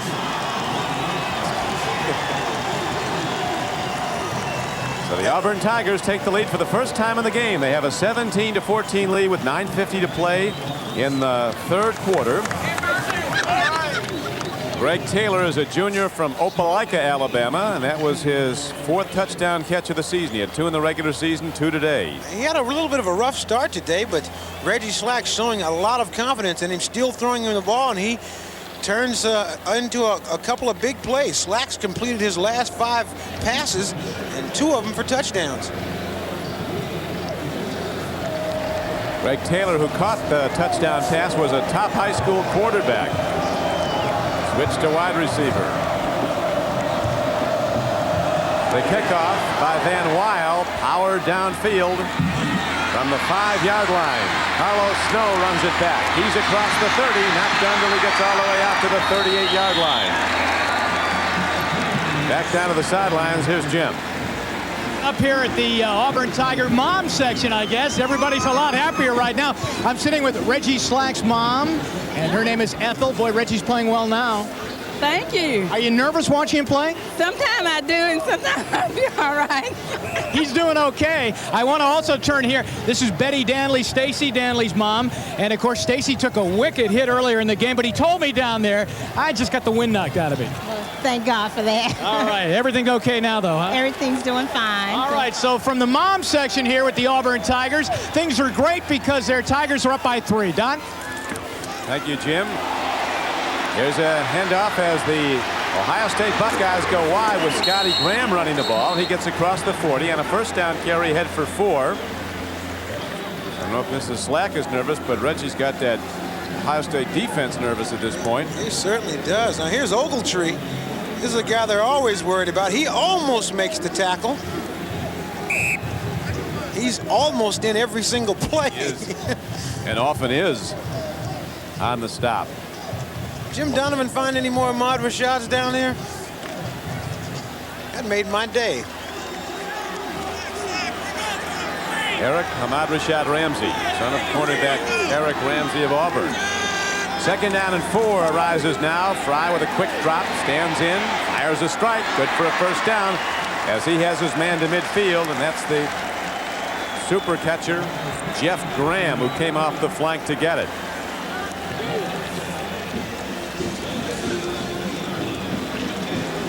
Jeff Graham now with 5 catches for 103 yards today. Watch number 74. If you can see the left part of your screen, you didn't get a chance to see him, but Tim Moxley, a fine job on Ogletree, just rode him to the ground, enabling the quarterback to have time to throw this ball to Graham. Great job by Moxley. Ohio State looking to come from behind for the first time today, trailing 17-14. Dante Lee runs the ball, but not very far, as Mike Campbell, a down lineman, comes in along with Quentin Riggins to make the stop for the Tigers of Auburn. Riggins, 41, is the guy pro scouts should look at as a strong safety possibility. Tremendous leader, the kind of guy you want in your team. Not big as a backer. He's 5'11", 208, but a tremendous tackler. A second-team All-American, a first-team All-Southeastern Conference player. I've found in my playing career that guys that size are the ones that really put the hurt on you. They explode on you. He said his favorite player is Mike Singletary, and he's playing like Singletary today. The kind of guy that makes a football team better just being on the roster and around it every day. Here's a throw downfield, and on a 2nd and 10 play, Bobby Olive scrambles as best he can, but he'll be short of the first down, bringing up 3rd and about 2 for the Buckeyes. Elton Billingsley, an outside backer, finally ran him down. Watch number 94 being blocked by 79. He just gets blocked again, but a nice inside move here, but a fine open field tackle on Bobby Olive, preventing him from getting the first down. Bobby Olive looking good from Atlanta, Georgia. 3rd down and 2 for Ohio State. Fry on the option, going to take it himself. And the junior quarterback, 6'2", 195 pounds, puts his shoulder down and gets 4 new downs for Ohio State with 6:53 to play in the 3rd quarter, and Auburn in the lead 17-14. You gotta like this Ohio State offense. They come at you all different kinds of ways. As we mentioned at the top of the game, they not only throw the ball, run the ball, but in Fry, he's an excellent option quarterback also. Jeff Graham just set a new Hall of Fame receiving record. 5 receptions, 103 yards. Fry with 13 touchdown throws this season, 7 interceptions. The top passer in the Big Ten from an overall standpoint. There's a downfield pass again. Throwing it over the middle, he makes the connection with Donnie Lee. And he's down to the 32-yard line. Knocked down by inside backer Quentin Riggins, 41. Number 79. Joe Stasiak is the best offensive lineman, and this is why. Watch him work on Ogletree. He's still right there with him the entire time. And if he can handle Ogletree, he'll be able to play in the National Football League with very little problem. Stasiak, also an academic All-American. 2nd down and about 5. Fry goes with that option again. Takes it down to the 30-yard line. Ohio State able to stabilize Auburn's defense by giving them a lot of different sets. A.C. Ogletree constantly pursuing the ball, goes all the way to the other side. There's another fellow that does that quite well in the National Football League. His name is Lawrence Taylor. Runs the plays down from the backside. Ogletree known as Tree to his teammates. You see a Sporting News All-American, projected as a very high NFL draft choice. Fry throws and somehow threads it in to tight end Jim Palmer. And they're saying he didn't have possession of the ball. John Cooper saying he had the ball and it came out after he hit the ground. Taking another look at it, see Fry looking for the tight end the entire time. Fires it over the middle. No, the ball, he never caught that ball. It went right through his hands. That's just a second look, as of course there's no replay in college football. So now the Buckeyes break the huddle. They're going for it on 4th down. 3rd quarter, 5:03 to play in it. 4th down, and they need 3. A long 3. Fry out pattern. He's got his man. It's a first down on the out ball. Thrown to Scotty Graham out of the backfield. So Graham's first reception comes at a critical time. A very good call by Ohio State. While everybody's looking at Graham and the tight end, they sneak out Scotty Graham over in the flat, and a very nice throw by Fry. Coach Cooper not quite happy. They didn't see his call for a timeout. I think he maybe thought they had the wrong play called. That's getting us worked up in here watching him. That's right. They had 2 plays called in the huddle, and I'm certain that Fry probably audible to the one that worked. First down. Fry with that deep drop again, and he's taken off, heading for the 12th man. He bails out, but takes a strike before he does from Billingsley. Hit him in bounds. The quarterback coach of Ohio State's a very good one, Ron Hudson, who was at Notre Dame. He said they really load up Fry. He's a very good student, and they give him 2 plays most every down, and he makes the connection then at the call. It was a very good selection here. He can't find anybody open. It just takes off running. Good decision to get out of bounds there because he was going to take a lick.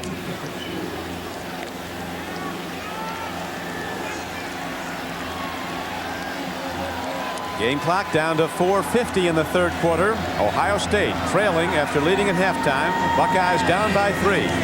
2nd down and 6. To the run, Donnie Lee, a freshman from Dayton, Ohio, who's averaging over 6 yards a carry in his first year at Ohio State, has cut down for virtually no gain. Stopped on the play by defensive end Lamar Rogers. 91. He's the guy they bring in for the change of pace for Ohio State. Extremely quick and fast and very elusive, but he's brought down this time. A game breaker type runner.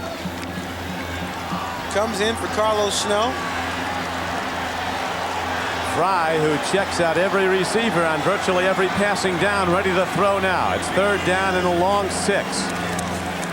Again, the deep drop. Here comes the rush, and the Tigers sweep him under. Back at the 34-yard line.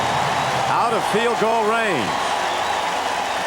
Ogletree, it's only a matter of time. He's like one of those guys that, yep, I'm going to get you.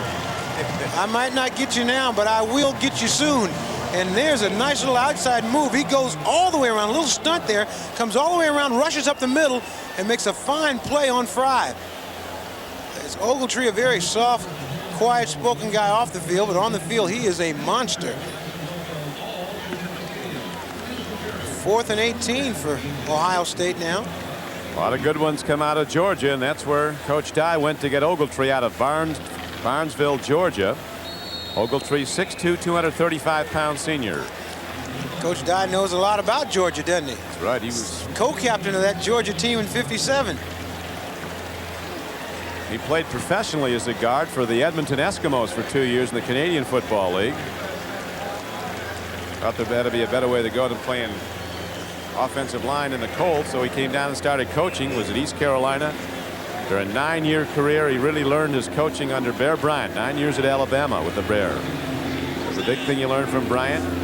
The game comes down to blocking and tackling. The team that does it best wins. Almost a getaway snap, but a nicely done job by Bowman, who hits it downfield. And the Buckeyes can't keep it in. It'll come out to the 20. Jeff Bowman hitting a beauty, and he had to go high to get that snap. He's had some tough snaps today. 2 high ones, and one was a one-hopper. He fields this ball with one hand. A great play. That's why you got to have a punter that's an athlete back there. You got to be able to get over there and get that ball. And this is a very good punt. They had a chance to lock Auburn back inside the 5-yard line, and they just let the ball go. And he's probably as frustrated as anybody else here in this stadium. So Auburn has a 3-point lead, and they get the ball back. It wasn't all blocking and tackling during the week as the bowl teams got ready. There was beach day on Saturday. Temperatures in the 80s. They had a cold snap around Christmas here in Tampa. Then just beautiful weather. Sun's back out now. Temperature in the 60s here at the 1990 Hall of Fame game. And these teams down have had a great week. This Hall of Fame is a great bowl to come to. They've had a great time down here. Talked to all the guys, and they said, boy, this was well worth playing that entire year to get a chance to come down here and play in this game. That's what bowl games are, is a reward, and the Hall of Fame committee does that. Bob Sutton, Jim Kynes Jr., and now as they look to throw, the downfield pitch is again a strike.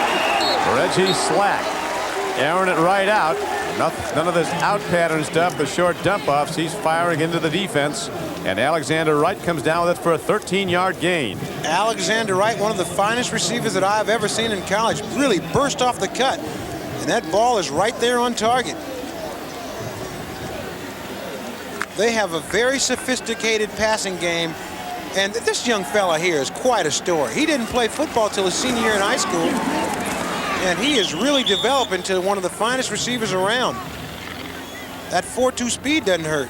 Oh, and that 24 yards a catch doesn't hurt either, as he'll be up for the draft next April.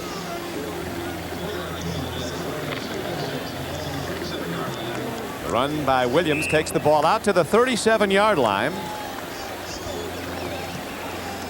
See Reggie Slack off to a slow start. Now he can't miss. Of those first 10, though, he had 4 or 5 of them dropped on him. He has been sharp the entire day. That's a misleading statistic. Good point. He did have drops. He really likes to go deep, but here is a sack by Ohio State. Shreko Zizikovic. Easy for me to say. But he's played a terrific game. Zizikovic's been in on play after play. Now, we have talked about the intensity level being taken up another notch by Auburn, but Ohio State is staying right with them. Here you see Zizikovic coming in and making a play on Reggie Slack. And Reggie Slack is being walked off the field here. That's not a good sign for the Tigers. No, it isn't. He was really dropped on his head when Zizikovic made that sack. So the backup Frank McIntosh comes in, has very limited playing time, only threw 10 passes this year, completed 3, 1 for a touchdown. A junior from Camden, Alabama.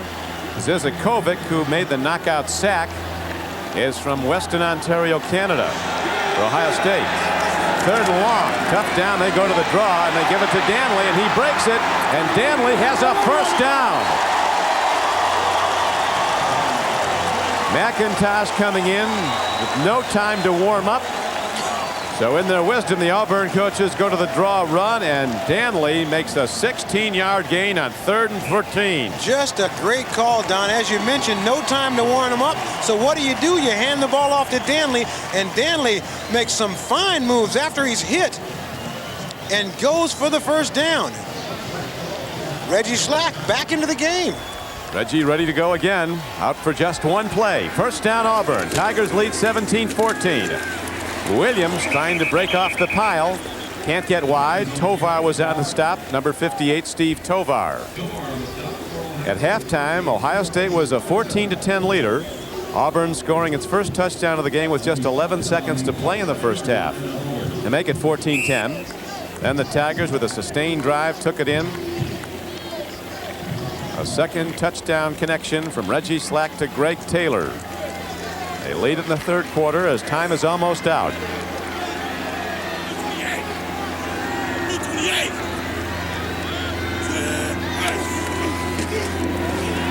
Slack, last play of the quarter, throws the out ball, and it is caught by Herbert Casey. Reggie Slack just right on the money with that ball. Actually, he pumped to try to throw the ball over the middle, nobody open, and then reset and fired it out to Herbert Casey. Herbert Casey, the weapon, will be back after these messages from your local station.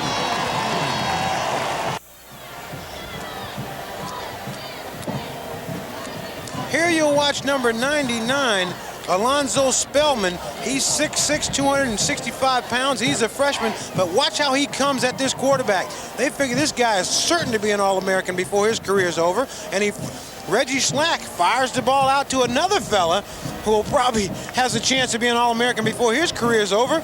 That's Herb Casey, self-proclaimed the weapon. I said, well, I don't know if I'm going to call you the weapon until you show me something. Right now, you're just a popcorn kid. He's become one of my favorites. I've watched him all week and hung around with him a little bit, and they think, the Auburn coaches, that he has a chance to become a great player. Sophomore playing his first season for the Tigers. Auburn was 7-0 at Jordan-Hare Stadium this year, their home field, where they play before over 80,000. About 85,000 a game packed Jordan-Hare, and it's sold out every game. For that Bama game, the Auburn fans gave them the Tiger Walk. Line the streets as the players file single file from their dormitory into Jordan-Hare Stadium. What a thrill it must be to play in front of 80,000 people.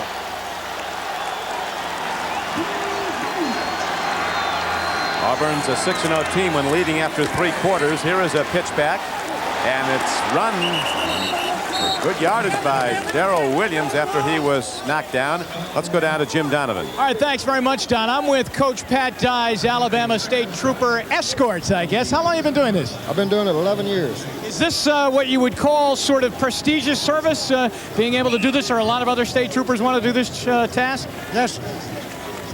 Very especially too. All right, tell me this. On game day, I know that you guys handle all the security for the team, but also in a home game, you kind of escort Coach Dye from his home to the game. That's true. We go out, pick him up, and bring him into his office and stay with him the entire day. All right, well, you're doing a good job today and have him in the lead. Let's go back upstairs. And as we go back to live action, Zizakovic again runs down a tackler. Shreko Zizakovic, the Canadian player from Ontario, is down after making a tackle for a loss in the backfield of Darrell Williams of Auburn.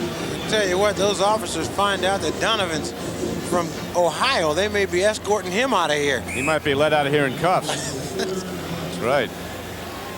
Timeout while Zizakovic is attended to.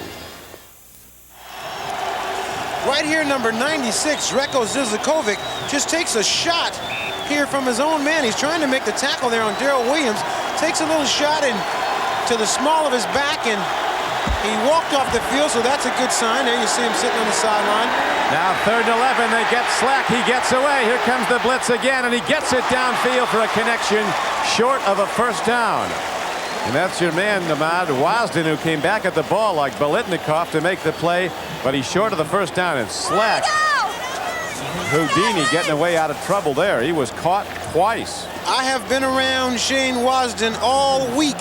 I have yet to see him drop a ball. That is an excellent route. You see the way he comes back to the quarterback. He's just got excellent hands, knows where he is on the field. You know, this young man can play, and they're going to go for this first down. Trying to put a knockout punch on. Buckeyes dig in on D now. They've given up 57% completions over the season. Here's the out ball. It is taken by Wright, and he sprints ahead for an Auburn first down on a 4th down play. He's to the Ohio State 24-yard line. Coach Dye's liable to get in there and hit somebody in a minute. Coach Dye's ready to go. He's fired up, and Reggie Slack, just cool under pressure, finds his ace, Alexander Wright. And if you watch Alexander Wright make this catch, track men cannot catch footballs like this. Watch the way he works with his hands. Just snatches it out of the air and takes off upfield for the first down. Tovar on the tackle. Now the pitch back as Auburn goes to the run. Stacey Danley takes it down to the 21-yard line, a gain of almost 5 yards on a first down carry. Rich Frimmel, 90, was on the stop, along with Eisenman.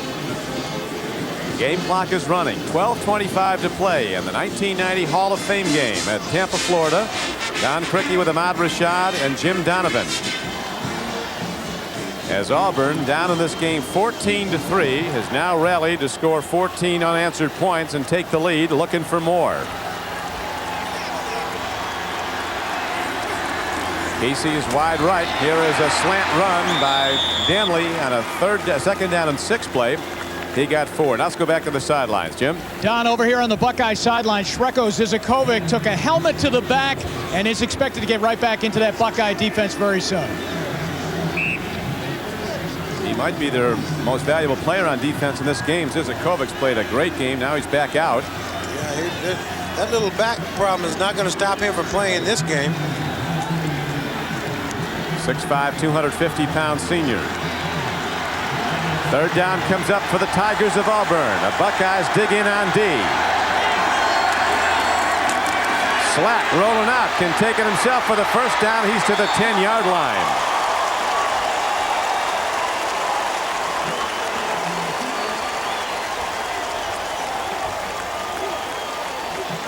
Victor Hall, the tight end, with a big block on the play. Don, the thing about this, here's Reggie Slack here making a nice naked bootleg here. He runs out. He doesn't have anybody in front. He can either throw the ball to the tight end or take off for the run. He takes off and picks up that first down. But talking about this Auburn football team, they are so deep in talent. And if you have talent here on this team, you will play. They put a lot of players running in and out of the game. They can all go. And here is Danley. He's caught knocked down. Zizakovic on the play, hemmed him in. Tovar made the stop. You know, Pat Dye says that in putting a lot of players in, that he can keep his team playing at that very high level for the entire 60 minutes. That's one of the neat things about, you know, when you go to a university and you got a lot of talent, a lot of times you don't get a chance to play because you're sitting behind a senior or a upperclassman. But on this team, if you have the ability to play, you will play. 14th play of the drive coming up here, Amados. They have the ball inside the 10-yard line on 2nd down and 8. Auburn with the ball on a 3-point lead. Reverse. This is the speed man. Alexander Wright eludes the tackle. Jumps over another and gets down to the 5-yard line. A lot of east and west running, but only a 3-yard pickup south. When you get that speed, you get in that long stride like that, it's very hard to turn it back upfield. Here you see Alexander Wright coming around on this reverse. He's got to lose some ground here to try to get around Alonzo Spellman. And right here, just nowhere to go, so he goes up. Might have did a little long jumping, too, with that track career.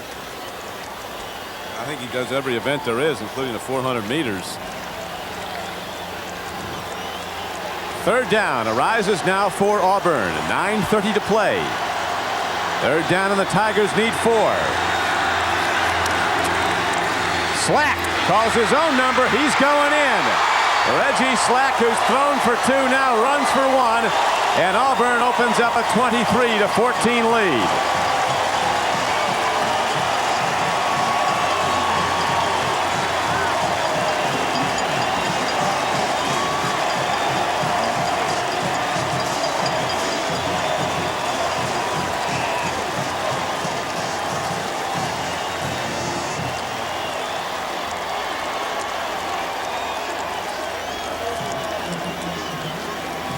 Win Lyle now looks to extend Auburn's lead to 10 points, and he does.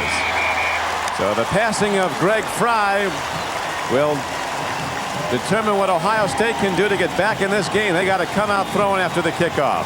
Reggie Slack here on a quarterback draw. He told me that his hero was John Elway. He really likes John Elway, and that's just the type of thing that John Elway does. So Auburn has outscored Ohio State to take a 10-point lead.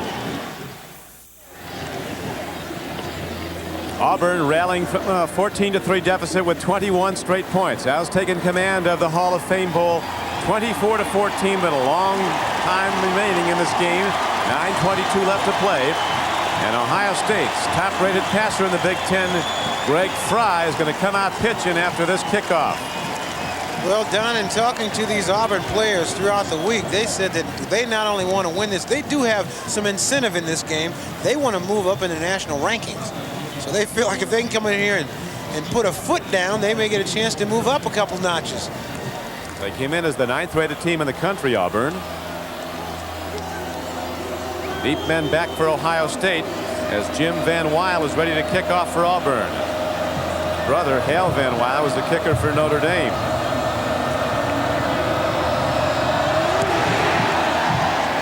Drills it downfield, and Carlos Snow will run it back. Buckeyes need big plays. And Auburn gets one on special teams. Coming down to make the play was Wright. Also on the stop for Auburn was Garner.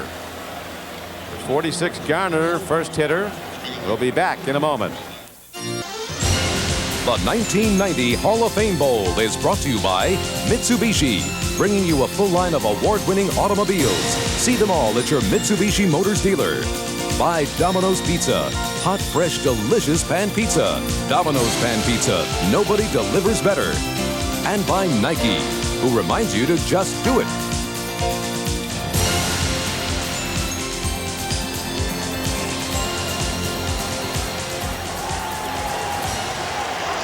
With Ahmad Rashad and Jim Donovan, this is Don Criqui back at the Hall of Fame Bowl. Ohio State down by 10 after leading 14-3, and the Buckeyes play fake, and Fry's ready to throw. Open man, he connects to Snow, who loses the ball. It's an incomplete pass.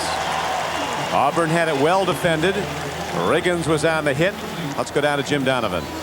Thanks, Don. I'm with Bob Sutton, who is the chairman of the Hall of Fame Bowl Committee. I'd say this Big Ten SEC marriage has been pretty good in this game today. Oh, it's been terrific for us. And, you know, to have Auburn behind and then come back is great. And Ohio State's played a great game. We got 9 minutes left. It's not over.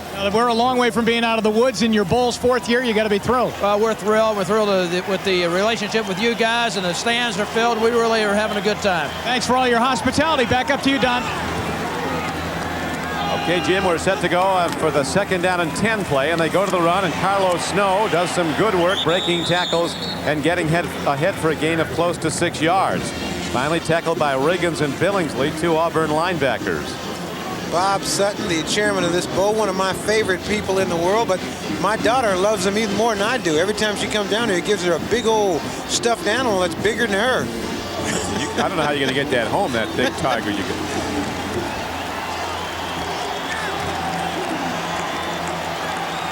Third down, big down for Ohio State. 8:35 to play in the game. Clock is running. Fry steps into the sunlight, makes the throw. It's incomplete. Palmer, his tight end, was covered very well by Elton Billingsley, number 47, who quit the team after the first game and then asked to be reinstated. He was disappointed he wasn't a first-string player at that time. Coach Dye took him back. This is a situation you don't want to get in against Auburn, where you've got to throw the football. Now all of a sudden you just turn those quick big fellas loose up front. They're going to put a lot of pressure on you. One thing that we haven't seen many holding calls. No, we haven't. Fake play, but it's not going to work. Auburn defends it. John Cooper talked about they'd fake the punt. The punter signaled a snap over his head, which wasn't hard to sell Auburn on because he almost had one over his head in a previous punt. But then the up-back tried to run the ball and didn't get very far. Zach Dumas was hemmed in and cut down well short of a first down. So Auburn takes over the ball in deep into the Ohio State end of the field inside the 35-yard line. Well, they certainly faked me out because I'm right now looking at this. The punter back there, I'm following the entire way. Meanwhile, the ball has snapped to the up back who takes off around the end. They call that play the Bummerooski, and I'd say that the way it ended up, it certainly is a bummer of a play. Well, they named it in honor of Bum Phillips, a great favorite of John Cooper's. This is the Bummerooski play. This guy pretends like the ball is snapped over his head. It's snapped to this player right here who hands it underneath to Zach Dumas, who takes off around the end, and everybody on Auburn tackles him over here. There it is. Watch him. Puts it right between his legs. Dumas. Now we go to live action as Reggie Slack stands in. He wants more. He's almost picked up, but it's a completion down to Greg Taylor, and he has a first down for Auburn at the 20-yard line of Ohio State.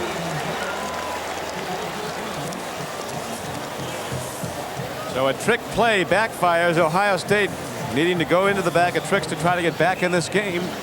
Buckeyes led it 14-3, led at the half 14-10. Now trail Auburn 24-14. Well, John Cooper told us if they got in a spot that they'd try to run this play, hoping they could take advantage of the over-aggressiveness of Auburn, but that time it just didn't work. Reggie Slack, one hot QB amount. He's completed his last 10 passes, 2 of them touchdowns. Pitch back to Danley, open field, and Danley heads inside the 5 and all the way down to the 3-yard line.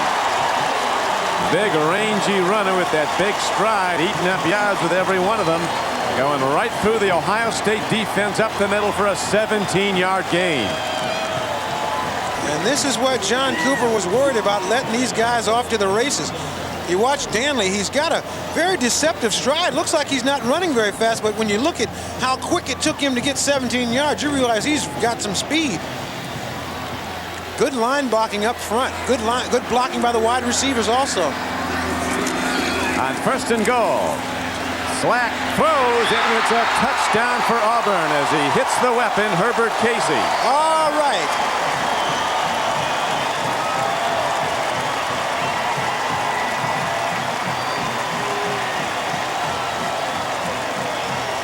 My man, Herbert Casey, the weapon. I talked to Pat Dyer earlier. I said, I understand he calls himself the weapon. He said, well, with a first name like Herbert, wouldn't you call yourself something else? So Casey's in the end zone. Slack with another touchdown throw, his third of the game, and he's run for one. Extra point is hit up and good by Win Lyle. And with 7:20 to go, Auburn is in command 31-14. This is Bob Costas at the Orange Bowl. NBC Sports has learned that Barry Alvarez, the assistant head coach for Lou Holtz, probably his most valued assistant, the architect of the Fighting Irish defense, will leave the staff following tonight's Orange Bowl game against Colorado to become the new head coach at the University of Wisconsin. The third assistant off the present staff that Holtz will lose following tonight's game. Let's go back to the Hall of Fame Bowl. Thank you, Bob. We have 7:20 left to go in the fourth quarter. Don Criqui with Ahmad Rashad and Jim Donovan, where the Auburn Tigers, after trailing 14-3, have run on a string of 4 touchdowns, 28 straight points to take the game over 31-14. And Reggie Slack completing his last 11 passes. That last one to my man Herb the Weapon Casey. Here's a guy, remember his name because he is going to be a big-time star. Well, he's off to a good start today. He certainly is. He told me yesterday, he said, you know, I'm going to show out. He said, I'm going to live up to that name, the Weapon. Scoring drive, just 3 plays, 32 yards.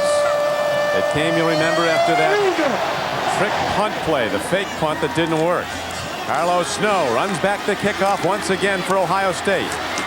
Auburn excelling on special teams, sweeps him under at the 22-yard line. Now the Ohio State offense, which was so effective throwing the ball early, having problems. They've taken their great receiver Jeff Graham out of the game, have the Auburn defenders. And there's the touchdown. Reggie Slack just rolling out, firing the ball outside to the Weapon. He's a sophomore, and he's a guy that Pat Sullivan, the quarterback coach, told me that he is going to be a great player, runs great routes. Good times rolling on the Alabama sideline. That's a good feeling. There's a couple of great quarterbacks there, one old one and one young one. That Slack's going to be in the NFL. Throws it well, runs it well, and makes the right decisions. Screen pass to Snow. Auburn's there to get him at the 23-yard line. A first down play, in Auburn's defense really rising up now. When it was on the line, these Auburn Tigers really started to play football and just shut down everything. They really did. Now, they didn't succumb to all the mistakes and turnovers that they had in the first half. Even though Ohio State was continuing to roll, that Auburn team just kept plugging away there and plugging away, and they came right back. Look at this. Look at these stats here. First half, 217 yards. Second half, they've been shut out. This Auburn team could beat any team in the country on the right day. They did it. They beat Alabama when they were number 2 and unbeaten the Tide. Downfield pitch. Fry can't connect off the run. They have a certain confidence about them that Pat Dye has instilled. And I mentioned earlier that Bobby Olive, the intended receiver, Ahmad, there. I mentioned earlier that there was something special about Fran Tarkenton, that he never felt like he was in a position to ever lose a football game. And that's the same thing about Pat Dye. And he has his players believing the same thing. So that when they were down in the first half, they still believed they could come back and win this football game. You mentioned his credo, I don't believe in miracles, I do believe in never giving up. Auburn down at halftime, rallies to just dominate the game in the final 2 quarters, 6:25 to play in it. Then we go to Charlie Jones and Merlin Olsen at Tempe, Arizona for the Fiesta Bowl. Matching Florida State and Nebraska. Downfield pitch again, and it might almost just picked off by the free safety John Wiley, number 9 of Auburn. And the Fiesta Bowl is to Dick Enberg and Bill Walsh at the Orange Bowl in Miami, where number 1 Colorado just about now getting ready for that pregame meal against the Irish. This ball almost picked off. They had a chance to make that interception, John Wiley, but that's why he plays defense. If he'd have caught that ball, they might have put him over on the offensive side.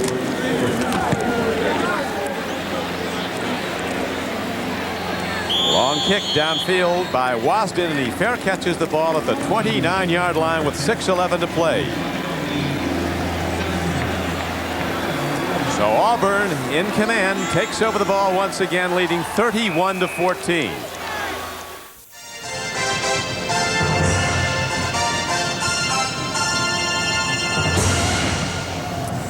Auburn Tigers, who closed the regular season with 5 straight victories, including that big win over Alabama, now extending it to a 6th consecutive victory as they're in command of this game against Ohio State, 31-14. It's interesting, Ahmad. Bob Cassis was talking about Barry Alvarez leaving Notre Dame as assistant head coach and going to Wisconsin. I flew with Barry Alvarez about a week ago from South Bend to Pittsburgh, where he was going to interview for the Pittsburgh job. He said the Wisconsin job had been offered to him, but he was concerned about taking it because it's so tough to win there. Well, Wisconsin, that's hockey country up there. If you're going to be the hockey coach, you probably got a chance to win. But if anybody can do it, he has certainly has a chance to. He is a fine coach. Excellent. The Badgers have had some big years, although not for a while, since Vanderkellen and Wisconsin went to the Rose Bowl some years ago. That they your old beat teammate University of Hackbar, Washington, didn't they? That's right.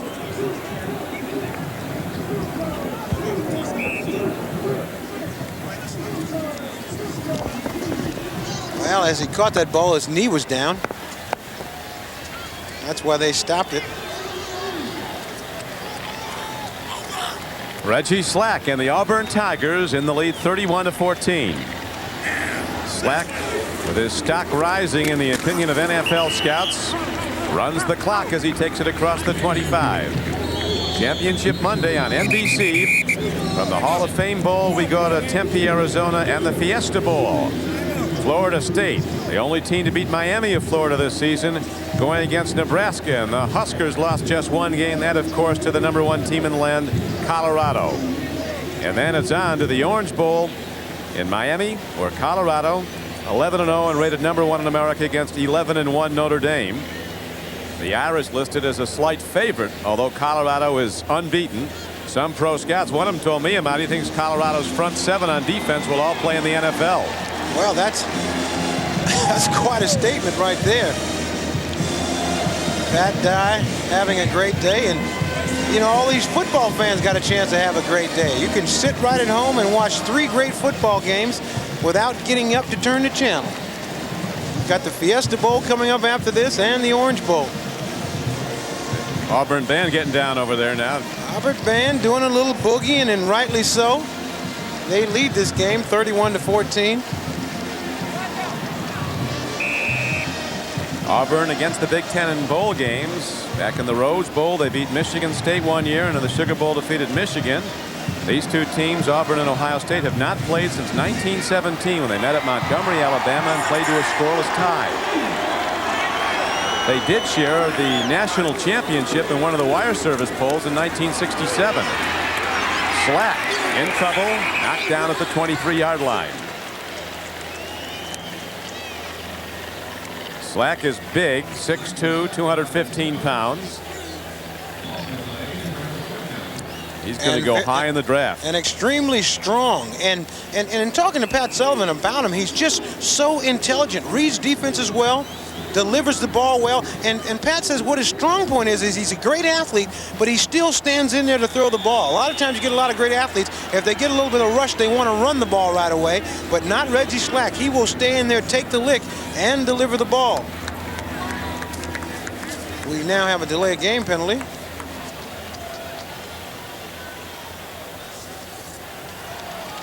Referee McDonald. Big news in Florida, of course. Those Gator fans all revved up about Steve Spurrier going over to coach ball foul. University of Florida. Encroachment, defense, 5-yard penalty, 4th down. Well, they never listen to me. See, I don't wear one of them striped shirts. An offsides penalty. Nor intend to, right? No, I don't intend to. You're either a referee or you're in jail. Neither one of them I want to be. Richie Nell ready to punt the ball from inside his 15-yard line.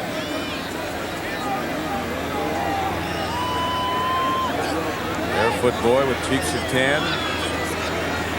Tampa Beaches. Ohio State's not leaving early. I'm a little confused. It wouldn't help even if they were sitting there trying to draw them off sides. It's 4th and more than 5.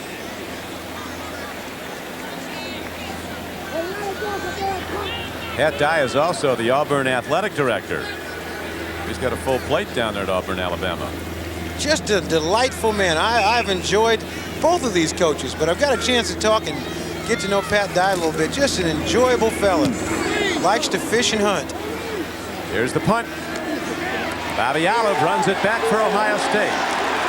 And markers go down, as does Bobby Olive at the 43-yard line. Over the last 6 years, as you know, Ahmad, Auburn has had more players drafted by NFL teams than any school in the country. That fact is not lost on recruits. Not at all. And the guys that they've had drafted have gone on to become very impact players. Not just players that have made the team, but they've gone on to become stars. I think they said every single one of those guys drafted made an NFL roster for at least one regular season game. Flipping call is called against Ohio State. Bobby Olive fielding the punt. Number Flipping 57 just pushing the back a little bit. 15-yard penalty, first down, 10. One thing we want to say about John Cooper, he told us the other day that his team is a couple of years away. He said, just to be quite frank with you, we're a couple of years away from really hitting our stride, but they have had an excellent year this year. He has done a fine job of coaching up there at Ohio State. They'll finish 8-4 with the loss today. But last year they were 4-6-1. Cooper will have a good team next year and the year after, as will Dye, because they're top football coaches. They're proven winners. Look at the marks. Certainly has. John Cooper has won every place he has been. Coached a while out at Oregon State and at UCLA as an assistant under Tommy Prothro. Yeah, he said he learned a lot from Tommy Prothro. I wonder if he learned how to play bridge. That used to be Tommy Prothro's thing. He'd be late coming to practice because he'd be in the locker room playing bridge. They say that when he was at San Diego, he would get players off the wire that could play bridge. That's why he's not at San Diego, I guess. He's probably still there, but not coaching. The pipeline to the pros, the colleges with the most NFL draft choices in the last 6 years. I would think Miami'd have a lot. They do. UCLA, Penn State, Texas, and the Sooners of Oklahoma. Those Oregon Ducks, they've sent a few. Not this many, but a couple. And that big... They're on the other list. That big ovation that you just heard was because Reggie Slack has been named the Hall of Fame Bowl Most Valuable Player. Well deserved. He really came on to lead the Tigers from behind. Out pattern downfield. Fry throws the ball to Bobby Olive, who gets out of bounds, stopping the clock with 4:02 to play. The Fiesta Bowl matching Florida State and Nebraska's next on NBC Sports. As you look at the MVP in today's Hall of Fame game, number 17, Reggie Slack from Milton, Florida, and Auburn University. I've got to give the comeback player of the day award to Danley, who got almost... It was good to see him bounce up and run off. He almost got his head knocked off his body and continued to have a great game. He did. Tremendous game.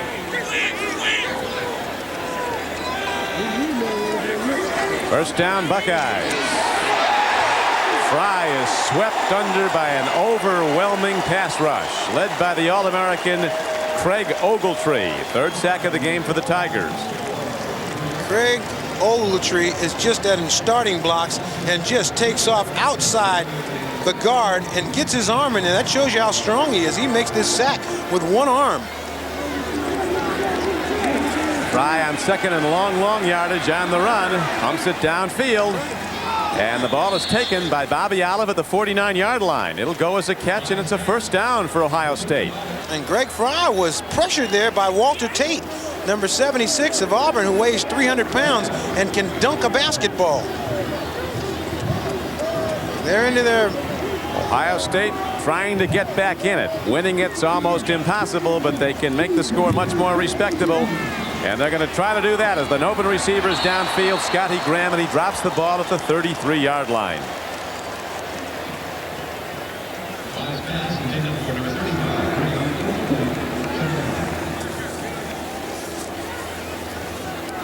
Greg Fry releases, and then the big rush of the Auburn Tigers gets him. The omnipresent Ogletree with the hit. That's just one of the hazards of the game. If you're going to play quarterback, you're going to take a lick. Especially when this guy's on the other side of the ball. Fry's 15 for 25 for 220 yards and a touchdown.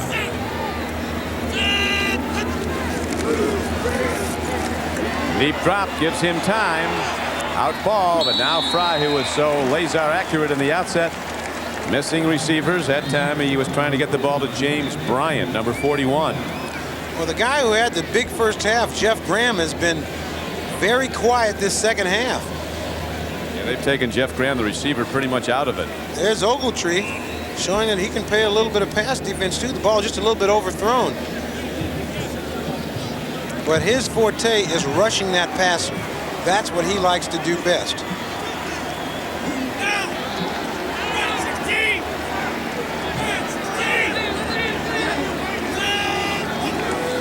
Third down and 10 for Fry and Ohio State. The big rush by Ogletree. Here comes Tate. He gets the ball away to Olive. And Bobby Olive is down inside the 37-yard line. It's a 13-yard gain and a first down for Ohio State. Very good play by Fry and Olive. Fry getting the ball away, and he was under pressure, and Olive making a fine catch and getting up for the first down. There's number 76, Tate, 300 pounds. Fry fires it over the top of him. Olive, a nice catch, and gets out of bounds. They call Big Tate Q, short for barbecue. We can get into that. End off to Scotty Graham. And he's knocked out of bounds at the 30-yard line. So Ohio State using the clock judiciously as they have 2:53 left to play, but they're way down in the game after leading it by a 14-3 count in the second quarter. Ohio State now trails Auburn 31-14. Walter Tate, as he comes running off the field here, came into Auburn at 330 pounds. He's a freshman. He's down to about 300 pounds now because Coach Dye said you must be in shape to play on his football team. Came in at 336. Big day when he broke the 300 barrier, they said. He's gotten down to a low of 299. Big rush again. This time coming hard on the play was Johnson, number 79. Chucky Johnson from Fayetteville, North Carolina, got through the pass blocking, running free in the backfield. Puts the heat on Greg Fry. Well, this is just a tough position for Ohio State. When you're in, you got to throw the ball. You're trying to make something happen, and all of a sudden you just let those Auburn Tigers, and they are just so active up front. They just pin their ears back and just come after the quarterback every single play. They know you're not going to run. Third down and 3 now for Ohio State. 30-yard line of Auburn.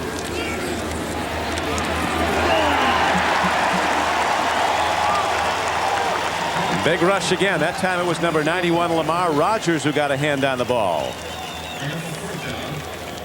Auburn's defense with Wayne Hall, a former Alabama linebacker, designing it, shuts down everybody. Just a very nice move there. And we talked about the depth of this Auburn team, and they're shuttling people in and out and not losing any efficiency. Buckeyes ready to go for it now on fourth down. Fourth down, they need just over 3.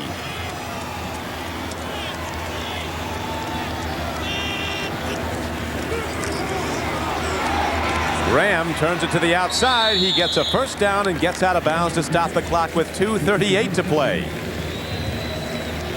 There's no quit in the Buckeyes as they keep on attacking this Auburn defense, which was number 2 in the nation in scoring defense, allowing 10.6 points a game. Well, John Cooper's got his guys. You're right, Don. They will not quit. They just keep coming at you. And John Cooper, he's coaching like they got another hour left in this game. He's got his boys really fired up because in a game like this, you want to end on an up note that you're giving it your all. Into the end zone, the ball is thrown. It is too high for tight end Palmer. Jim Palmer going for the ball but couldn't get to it. So it'll bring up second down and 10 with 2 minutes and 32 seconds left to play. Pat Dye and the Auburn Tigers about to finish a 10-2 season in the preseason polls. Some rated Auburn as a national championship team.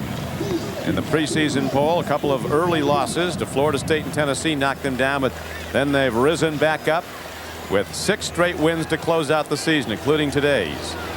There is no, I mean, there's a loser on the scoreboard, but both of these teams we commend on just making it to this game. It's an honor to just play here. Penalty markers down as Fry throws on the run. And he's got too much on it. There's a marker down at the line of scrimmage and also a marker down in the Auburn backfield in the secondary. The Cornhuskers and the Seminoles are on the field at Tempe, Arizona, getting set to kick off the 1990 Fiesta Bowl. And we'll be going to Charlie Jones and Merlin Olsen as soon as this one is over, as we have 2:23 left to play in the Hall of Fame game.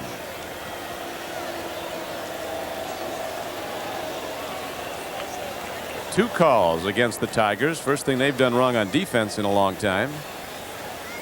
Offside and a hold. They made all their penalties in the first half, and 2 penalties on the play. Offside defense, holding defense.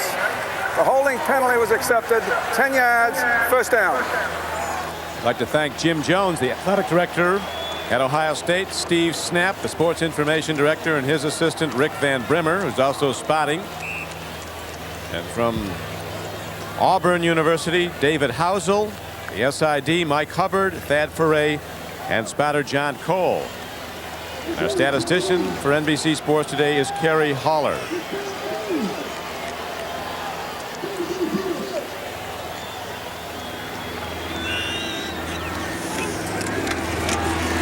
Fry drops, loops it over the middle, and it's picked off by Quentin Riggins. And he's to the 10-yard line. So the Tigers stop the Ohio State threat with 2:16 to play in the game. Auburn takes over the ball once again, looking to run out the clock with a 31-14 lead. And Quentin Riggins is one of the most well-liked players on this team. He's a guy that they look to for leadership. Some play. That's a fine play, a one-handed interception. And he just, you know, when you think about college athletics, when I talk to Quentin Riggins, this is what it's all about. He's just a great athlete, a great student, a great representative of his university. He is all of that. And he runs over and picks up Coach Pat Dye. This is his last game. Last game together, a senior from Montgomery.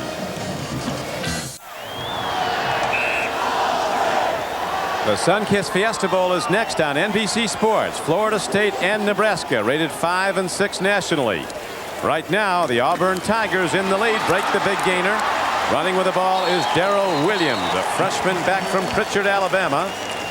Who they expect great things from, and he's out across the 35-yard line. 16-yard gain. Quentin Riggins there, number 41, a very emotional player, ending his fine career here at Auburn University. Room 107 of Sewell Hall at Auburn University. They talk about is there's a lot of tackles living in that room. That's where Ogletree and Riggins' room. Between them, they have over 200 stops. And he's the most popular guy on the team. They just all love Quentin Riggins.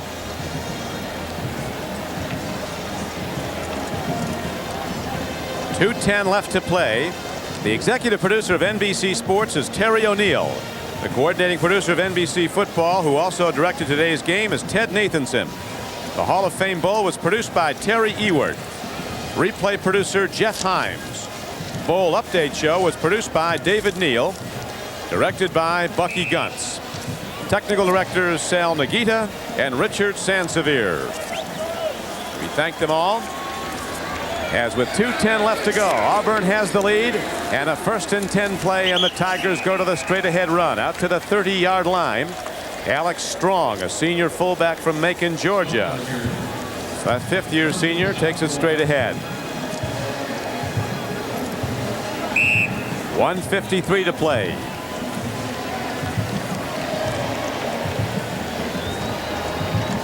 Auburn with a 31-14 lead. Slack with some terrific passing numbers, Ahmad. 16 for 22, 141 yards, 3 touchdowns, 2 interceptions, and he completed the last 12 passes, 3 of them with touchdowns. Another run. This was a pitch back to Alex Strong as he is taken down at about the 33-yard line. That'll bring up 3rd down and short for Auburn. Tom Lease was on the stop. Number 81.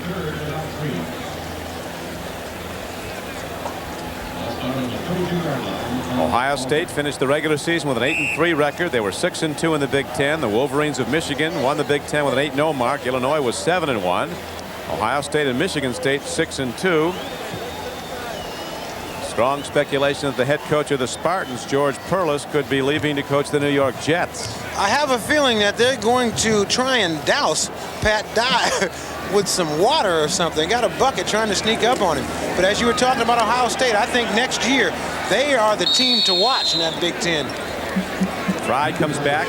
There it senior is. quarterback. They have a top transfer quarterback from Notre Dame who will be eligible next year, Kent Graham. They didn't get Fat Dye. They were trying to throw a water bucket on him. He got out of the way. Still got those good feet. Still got those good feet. Used to block for Tark. Said that he was the reason Tark could scramble so well because he played guard in front of him. 41 seconds to go, and now Auburn will punt the ball. Ohio State will get it back one more time. Bobby Olive is back deep.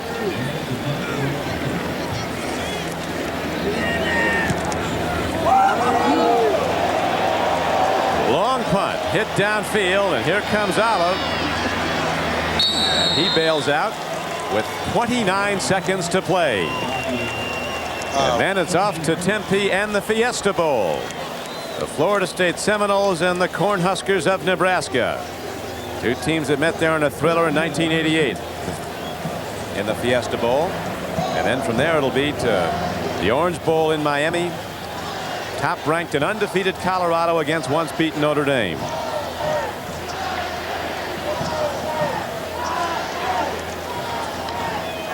John Cooper told us before the game his team was a couple of years away. They played Auburn to a standstill in the first half, and then were overwhelmed. Yeah, even a little bit better than that. Then they're overwhelmed in the second half. But like I said before, they are a team to watch next year.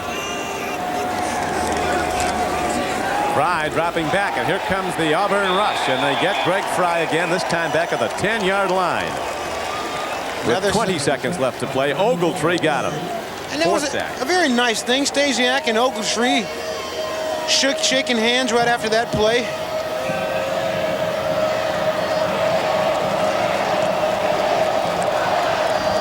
Coach Dye with victory in hand, a 6th straight victory to conclude a 10-2 season, goes over to shake the hand of John Cooper. They must have visited for about a half hour on the field well before the game.